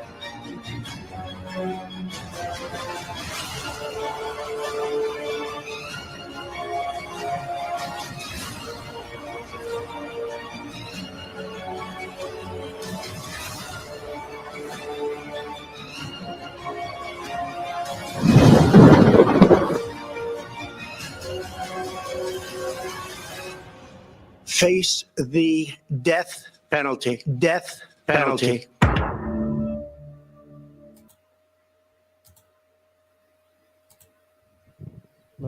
So there's Obamagate for you. There's what the news won't tell you. There's a lot of bits going on internationally. The UK is involved. Most countries are involved. It's a bit of a madness, really. It is a bit of a madness, but we'll follow it. We're going to keep on it, and we're going to keep you up to date with it. Puppets is what all the world leaders are. None of it. I'm not saying that Trump's not a puppet. He's definitely a puppet. Not sure he's a Kabul puppet though. Where there's dark, there's light, yin and yang, dark to light. There's always two sides of the coin, and I think the Kabul side's been ingrained for such a long time that I think it would be so far of a stretch now from the human mind that there could be some good guys, because where have they been for so long? But I think we'll see. We shall see. The date at the end of that was interesting, wasn't it? Yes. Yeah, some of the people in the chat room think you're falling asleep, Rich. Are you still awake? Some of the I'm still awake. Yeah, he's up. He's just chilling back, guys. He's not falling asleep. I'm just chilling. I know you got previous, though. You've fallen asleep on a stream before, haven't you? When we're watching films, you shut your face. No. We were all here the night. I've seen you fall asleep on a stream, double. We were all here the night you fell asleep live on the stream. Do you not remember that? He's like trying to make us forget. He's like, shut up, you know, shut up. No, it did not happen. It did not happen. We're truth talkers on this channel. Apparently, denial is not just a river in Egypt. But this. They're not the droids you're looking for. I had to come up with my own little rubbish joke, didn't I? It's like Rox, I still got that video of you the other day. What? What was that? What was that there? Gotta show it now, Noel. What do you say there? I'm just going off cam for a hot second. No. You know the ones who just want the ground to swallow you up? I'm just like... Rox, do you not remember this button here? What lets you go like, click? Oh, yeah, or even better still. Oh, my God. She just left. I forgot about the exit stage left. Hang on, I think I missed something. Say what you said again. No? No, man, I showed you were there. You weren't asleep this time. I was in the back room for 20 minutes, and she was just sat there, obviously doing her deep research she does immediately before a show because she has had time the rest of the day. Yeah. Rox is quite funny. So when she's sat there doing gives her me loads of intense nuclear eyes at marks. the screen, and you're just sat there staring at her like, Yeah. wish With you a could joint see me, hanging this out is of her getting mouth. weird. Right? It's like, Obviously on StreamYards, you have the backstage bit. And if you don't look, obviously if I open up 16 other tabs and I'm looking at 4 other tabs, I don't look at the StreamYard. And obviously I can't hear anyone who's backstage, but they can see and hear me. So I'm sitting there like. That's it. Yeah, that's pretty much it, man. That's pretty much it. Oh, well, anyway, I started serenading Roxanne after about 20 minutes of this, and I set the video, and every time she annoys me a little bit, I just play it to her. It's the vacant look on my face. It's gutting. It's absolutely gutting. Listening to Noel singing away, and I'm just sat there like. I'm waiting, just waiting. But yeah, so content, yeah, I'm content. bad. But yeah, with regards to what we've just played you out on, there is a situation going on, and we are going to keep on top of it. We're going to try and go live as much as we can, as many nights a week as we possibly can. Obviously, I've got the kids, I've got things to maintain off camera as well. We're making extra content for the Really Woke Show Extra as well. And there are other subjects that we're going to bring to play as well. A bit of well-being, a bit of keep fit. Still haven't started it yet. We're going for Monday. We keep saying Monday. It's like some New Year's resolution that we're just not doing. It's great. We'll start our Yoga Monday. Yoga Monday. What Yeah, makes it so relatable? Bad. It's bad. Yep, Monday. Straight up. We're gonna get up really early Monday morning. We're gonna start our yoga. I mean, no, you've got to teach us yoga, man. I think I might have forgot to tell you. Yoga in my hair. Yeah, you've done you yoga. look like the kind of guy that does yoga. You run across rooms. Drunk, yeah. I see you doing parkour to break into your own house on your YouTube channel. I'd be watching you. Yeah, I've done parkour, but yoga. Alfie. Yeah, I see you running across those rooftops. Jesus. Is that one of those ones that's so bad you can taste it? Whoa. Oh, he can taste it. I can almost taste it. Look at that face. Don't blow it my way. Get out of it. Oh, Get out of Alfie. it. Don't blow it my way. Thanks. Wow. It's that bad that he's got up and moved. Oh no. Oh no. Well, guys, look, So that much kind of falling brings us around. to the end of our God. 2-hour show that's turned into a 3-hour show. Sorry to have gone over time. Hey, listen. I just have one question Mhm. from that video that we Mhm. went through. Well, I had two questions really. Go for it. The first one's not really a question; it's more of a statement. If the Russians could interfere with elections in the US, then why would you pretend that Donald Trump's one was the first one that they could interfere with? Seems nonsensical. They were sloppy because do you know what? All of this boils down to they never thought they were going to lose control internationally. That's all. That's all. And after they lost control, they were like a load of kids scrambling to not get caught, and they just kept on making sloppy mistake after sloppy mistake. Then they tried to cover that, and I think if you smoking ask guns, Vladimir Christopher Putin, Steele. I think if you ask Vladimir Putin as well, he'll probably say to you, I think Hillary Clinton would be easy to buy because she's malleable, whereas Trump maybe not. I think there was actually a statement regarding that where he did actually say, Vladimir Putin did actually say that Hillary Clinton was more malleable, but Donald Trump was a bit of a wild card. There you go. So they wanted Hillary to win. Christopher Steele's all over this whole problem. The whole Christopher Steele has requested non-extradition to the US as well. Do you know that? Christopher Steele's all over this. Christopher Steele is a UK citizen's ex-3-letter agency worker who wrote the fabricated document. And then one has to ask themselves, well, Who asked Christopher Steele to do that within the UK? I was going to say, he didn't do it out of his own back. He didn't just wake up one morning and go, oh, I know, I'm going to write a fake Russian dossier because I've just thought that one up out of my own head. No, he got asked to by the acting government of the UK at the time, who are now actively involved in trying to overthrow a new presidency. It's a bit mad. That's why the Queen's had to get involved. That's why the monarchy seeking shelter. That's why all the international leaders have all got their knickers in a twist, because the deep state, Cabal, had their finger in almost every single pot. And every country has been given the opportunity to kind of get down or lay down, carry on harbouring them or else. So the whole international community has come to a standstill now. William. The lot. Everywhere you look, there's more connections to this. And then you look at the possible retaliations at the cabal if they've been in control for so long. And there's a lot of people that don't even want to acknowledge the cabal exists because it's not a convenient truth. It's an extremely inconvenient truth. And a lot of this is massively inconvenient even for my narrative that I'm researching. My pursuit of truth has been sorely interrupted with all of this. You know what, Rox? All of it. You know? That's the funny thing, though. That is the funny thing. Because I remember in the late 80s, early 90s, my dad used to talk about the shadow government. So my dad knew.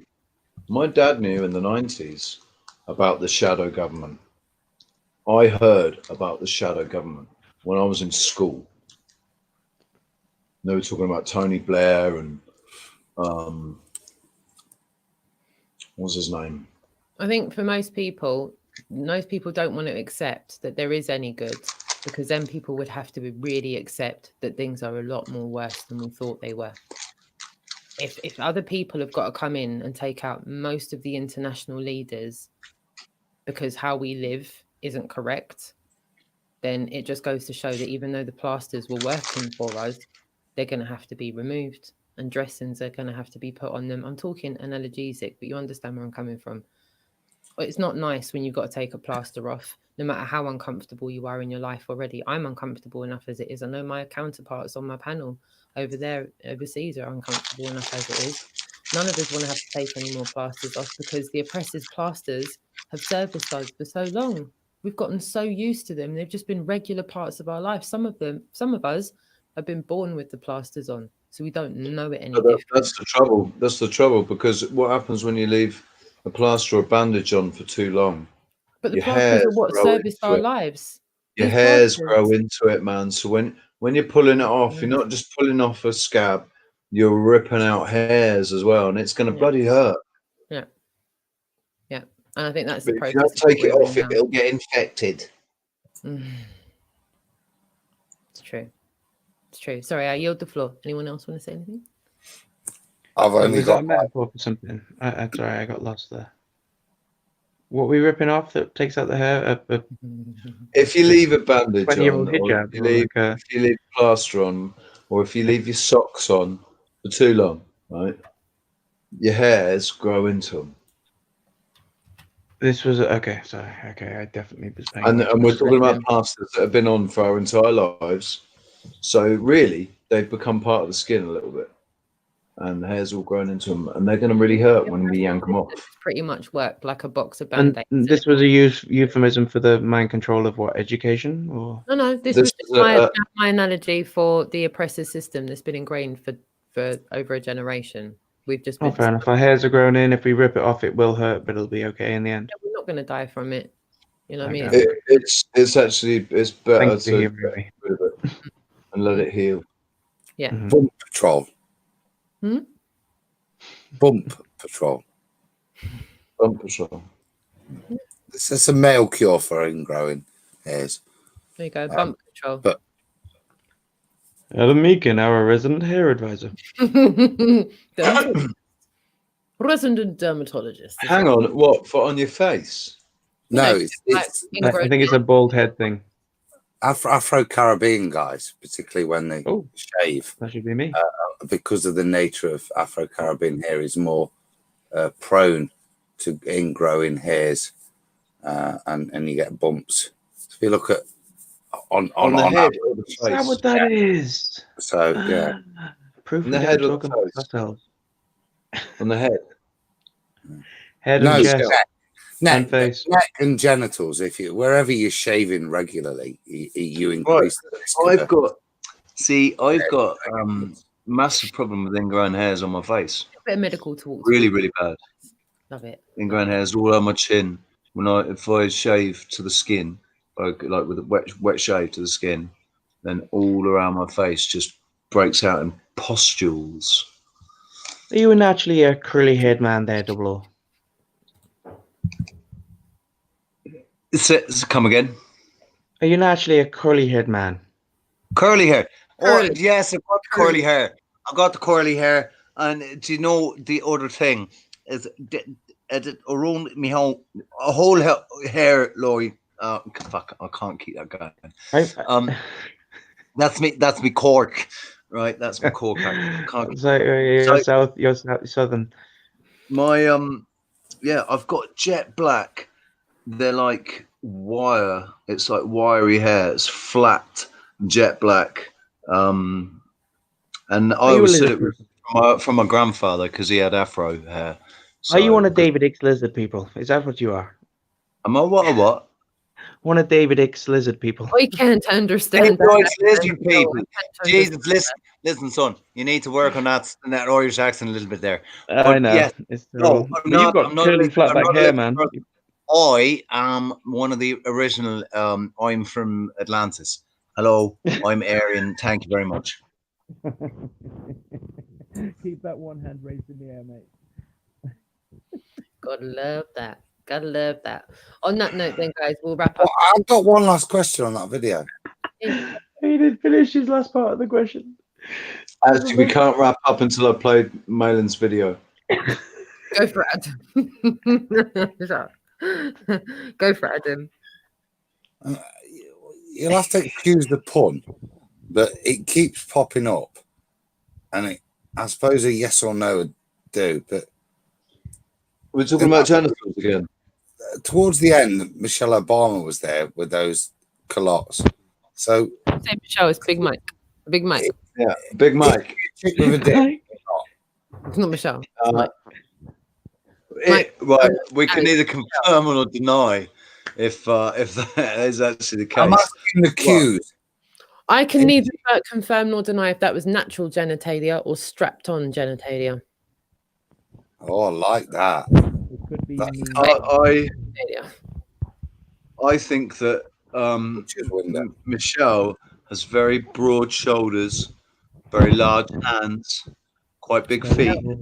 I think Michelle's quite cool. I'm not sure if there's an Adam's apple there. And I don't second that. Michelle looks hung. Michelle looks like she works for the BBC. Mike. You're muffled, Mo. You're muffled. Can't hear you. It's that face mask. Ah, he's just cut himself off. He'll be back. I got another question on the Obamas. Mm-hmm. It's that kind of Cosby Show question. Yeah.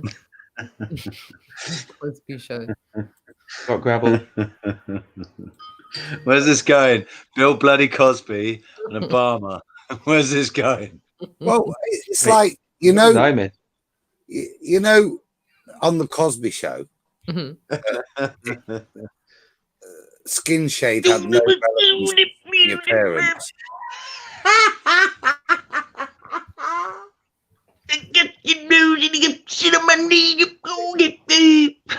I got fed up with your bitch.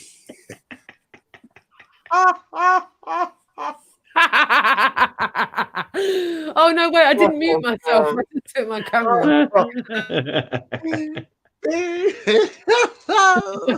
Oh, even my dog's going for it. Oh. I used to love. I gotta say it. I'm gonna say it. I'm sorry. I used to love Bill Cosby and the Cosby Show. Who didn't love Bill Cosby? He was the father of America. Dr. Huxtable. I was trying to pull myself together there. That was out of order. Why did you have to do it again? I was just about to put my camera on. Oh, crikey. Yeah. Oh, you bastard. You caught me off guard with that one. So hang on, what was the question?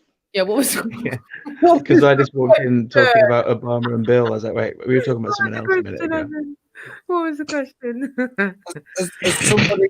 as somebody with a white wife who is white, I've got white kids, and it would appear to me that the skin tone of your children would appear to be closely related to that of the adults. And like in the Cosby Show, that had no relevance.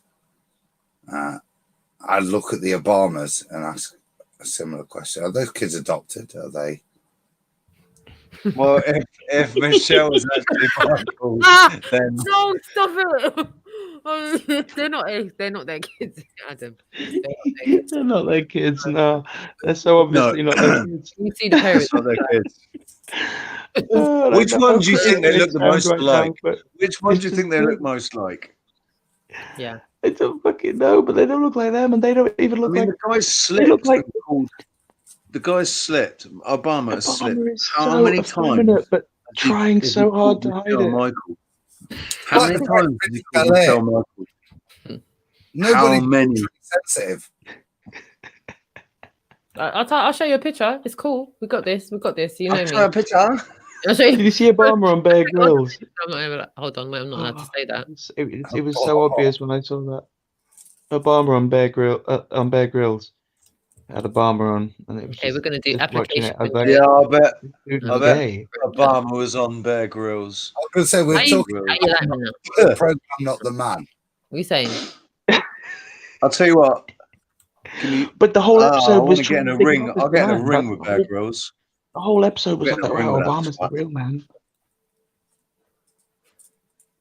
That looks Yeah, like well, Obama would just start through some explanation about a height or something. When I was a boy in Kenya, I mean, not in Kenya, Hawaii. So hang on. That's it. That's exactly the pause. It's that nervous, it's stuttery pause he does before he says anything.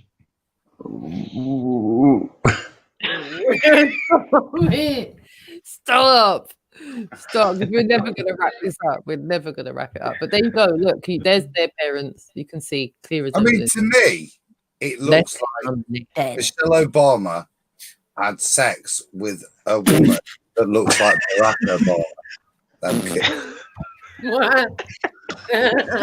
Hang on. Has anybody actually looked into if Barack Obama is actually a boy, was born a male?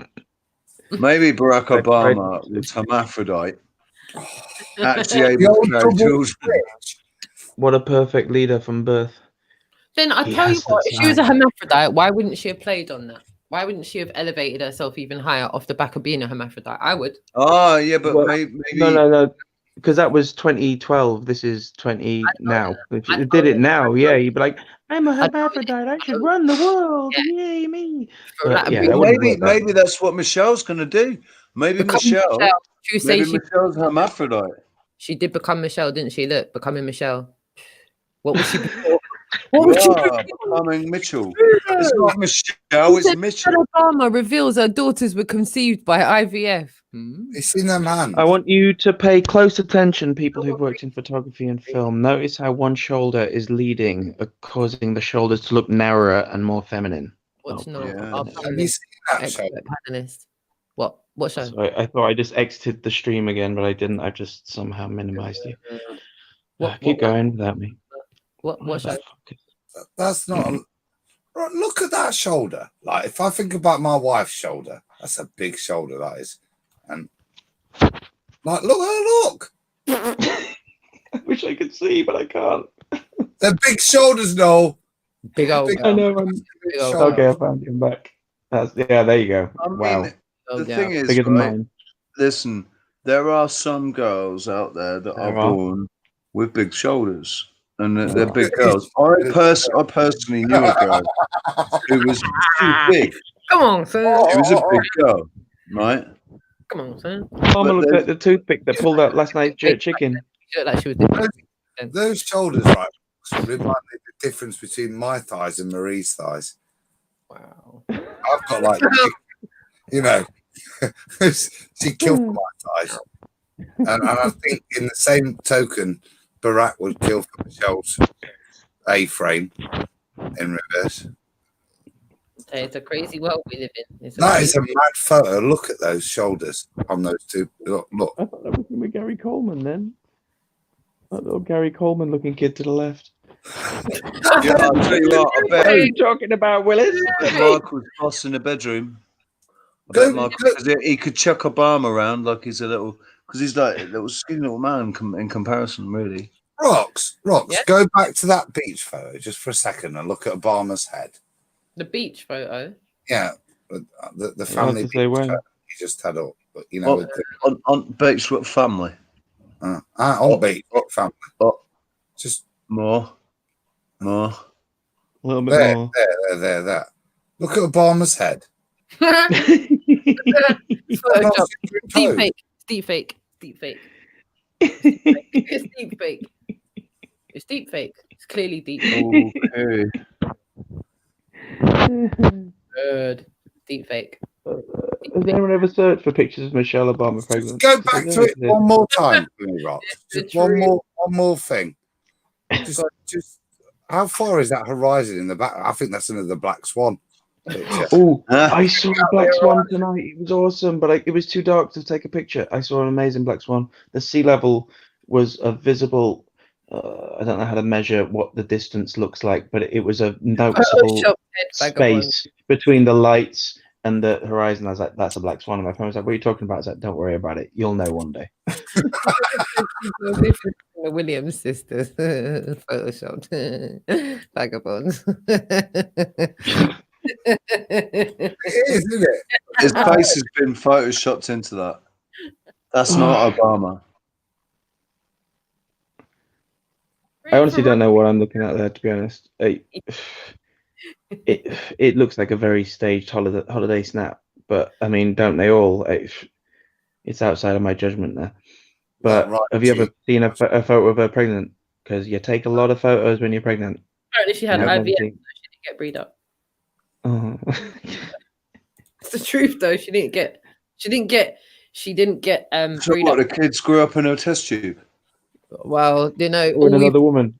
Yeah, but apparently, you know, word on the street was the other woman, or have we figured this all out? Is that the other woman? Mike said, "Looks like NASA's had a go at them pictures." Yeah, where's the stars? You know what? We're gonna wrap it up now. We're gonna wrap it up. We've been going. I'll tell you what we're gonna do, right? Because I think it's because of the title of this song. Mm. This is from MEAKIN, right? I like the sound of that. Ew, we're gonna do share screen. Nice. We're off to bed now. I think we are, Adam. After this, we're going to wrap up and we're going to go nights, and then we're going to try and be back live again at 9:30 tomorrow. I'm going to check out with the seater and see what's good up in London tomorrow. See what's good. Like 4 minutes 30 of Marlin. I'm up for this. Nice.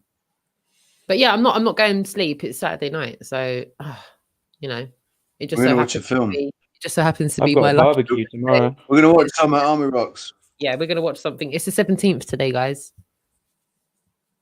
Just in case anyone didn't know, it's the 17th.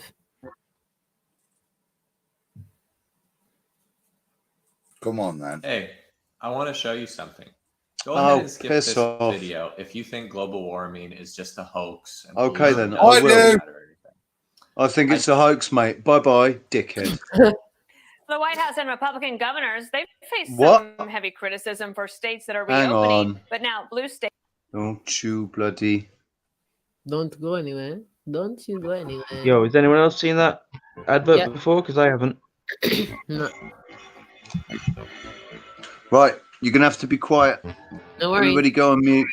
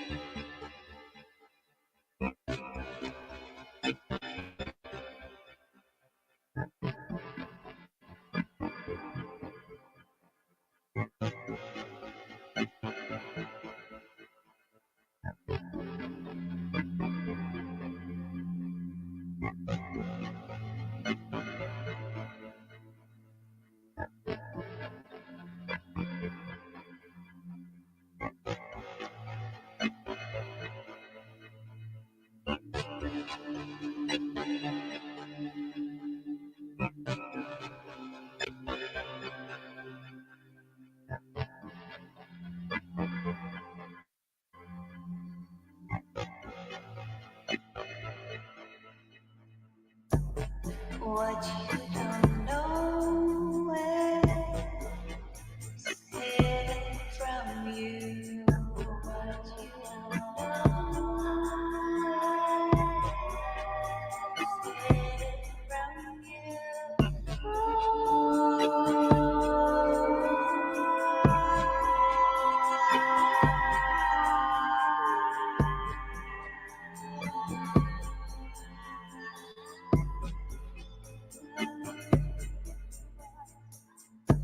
what you don't see is kept in darkness, but you can find out just how to open your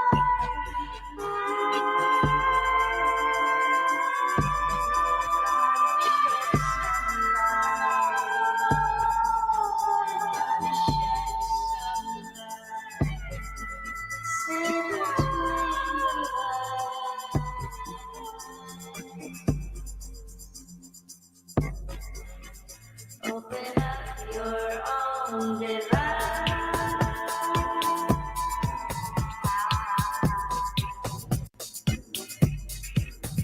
It's all natural cycles spinning around.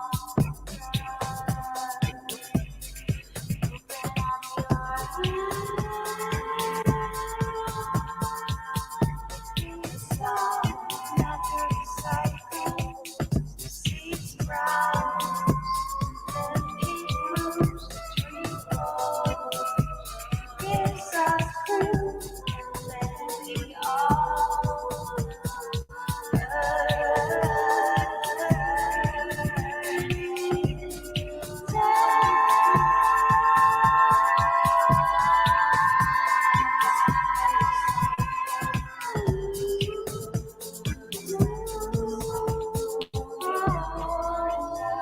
it's natural cycle.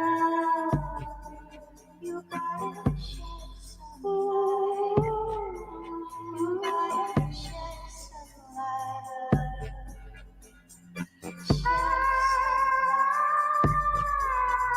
Gotta open up your eyes.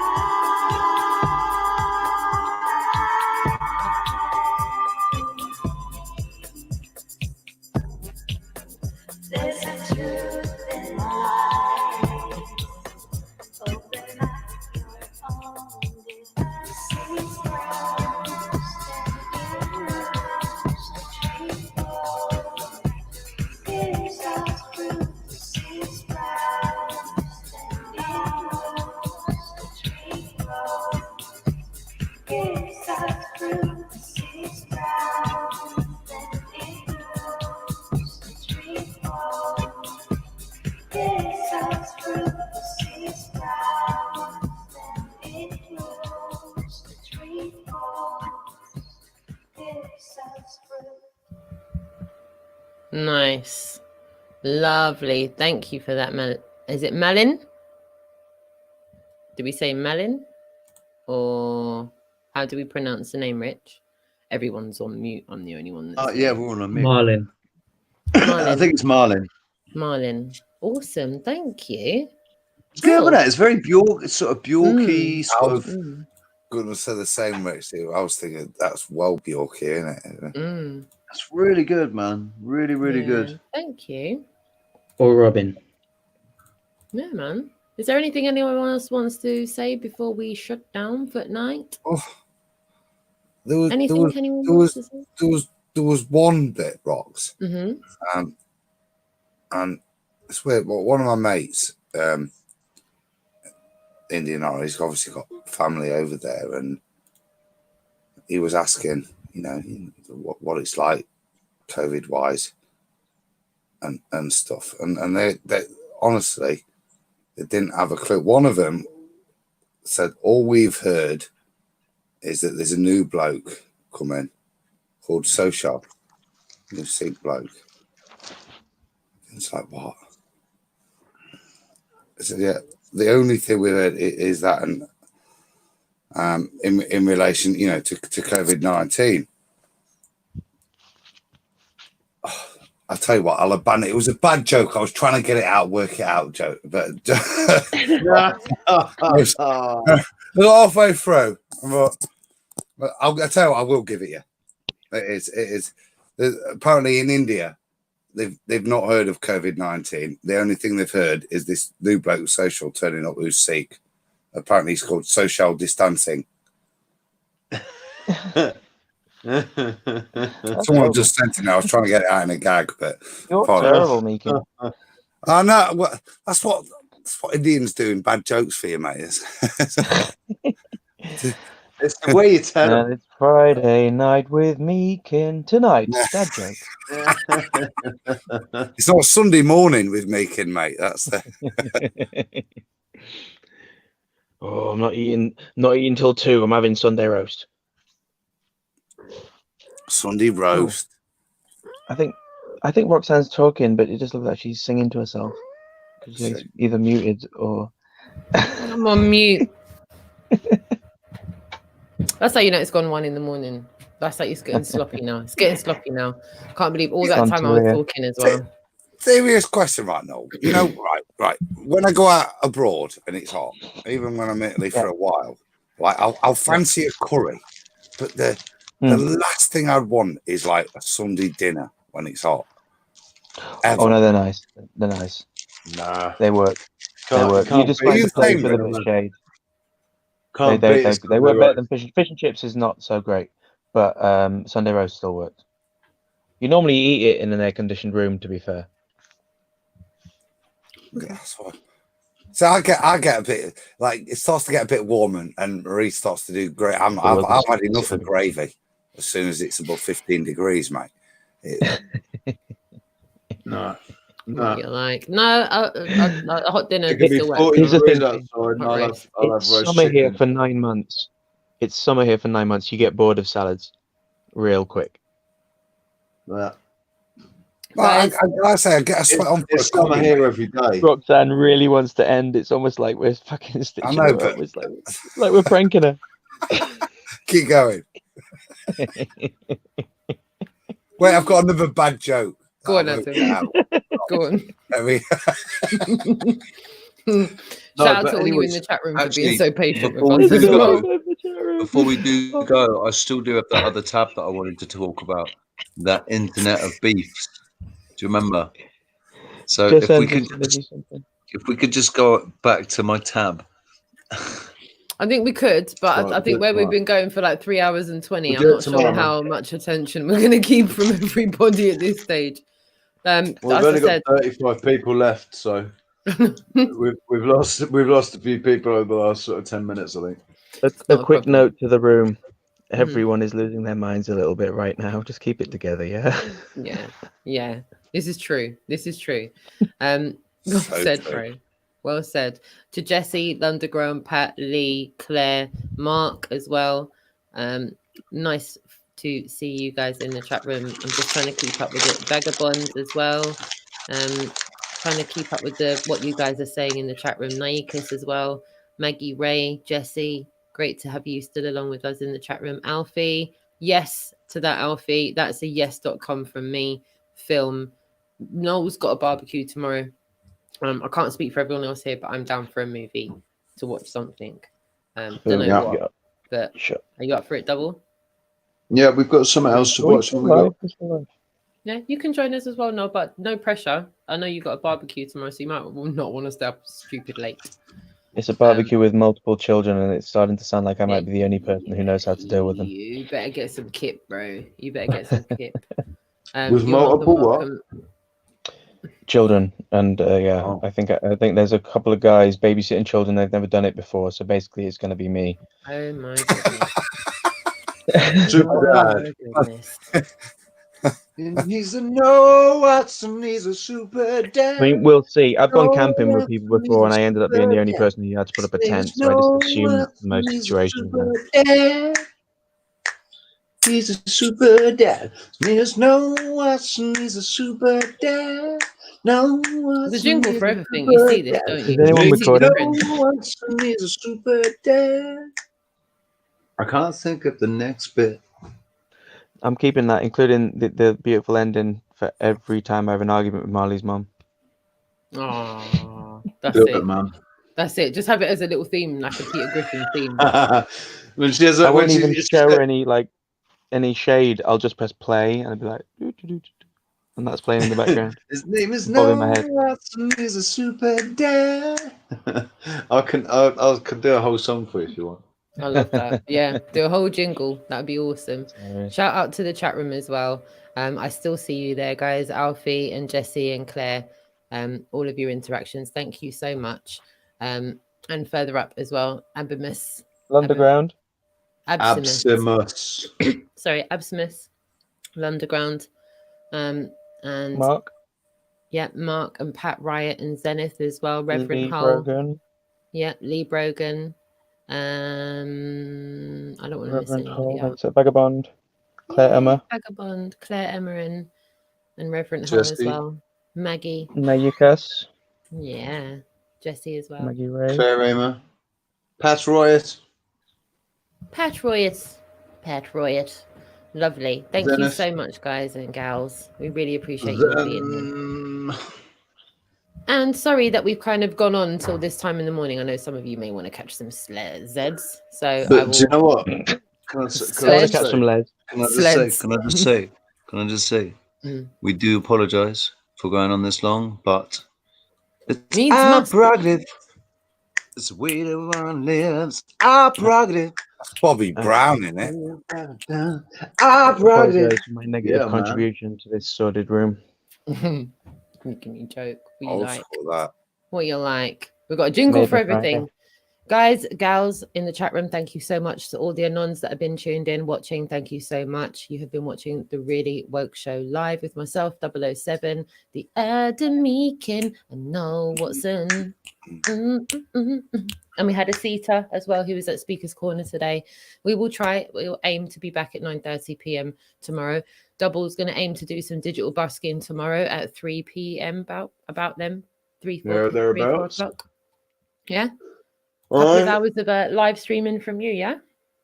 Couple of hours live music, innit? Lovely. That was the perfect time for the close-up, Roxanne. Yeah, it was, wasn't it? It was perfect. It was perfect. About Yeah, three. we'll pop the notification up as soon as we've got the link ready. I'll try and get that done after this live stream. And to all of you for those kind words in the chat room, we really appreciate each and every one of you. Thank you. Thank you, man. We've got Thank you, 33. Noel. Thank you, Adam. Thanks. We're Noel. definitely Thanks, off Paul. now. Yeah, we're definitely off. I'm going to play the video Right. to play us out. Good night, everyone. Cheers for having me, guys. And Good night, Adam. Adam MEAKIN. I am. I'm going to share the screen now, and I'm going to play us out with this little video, literally. So here we go.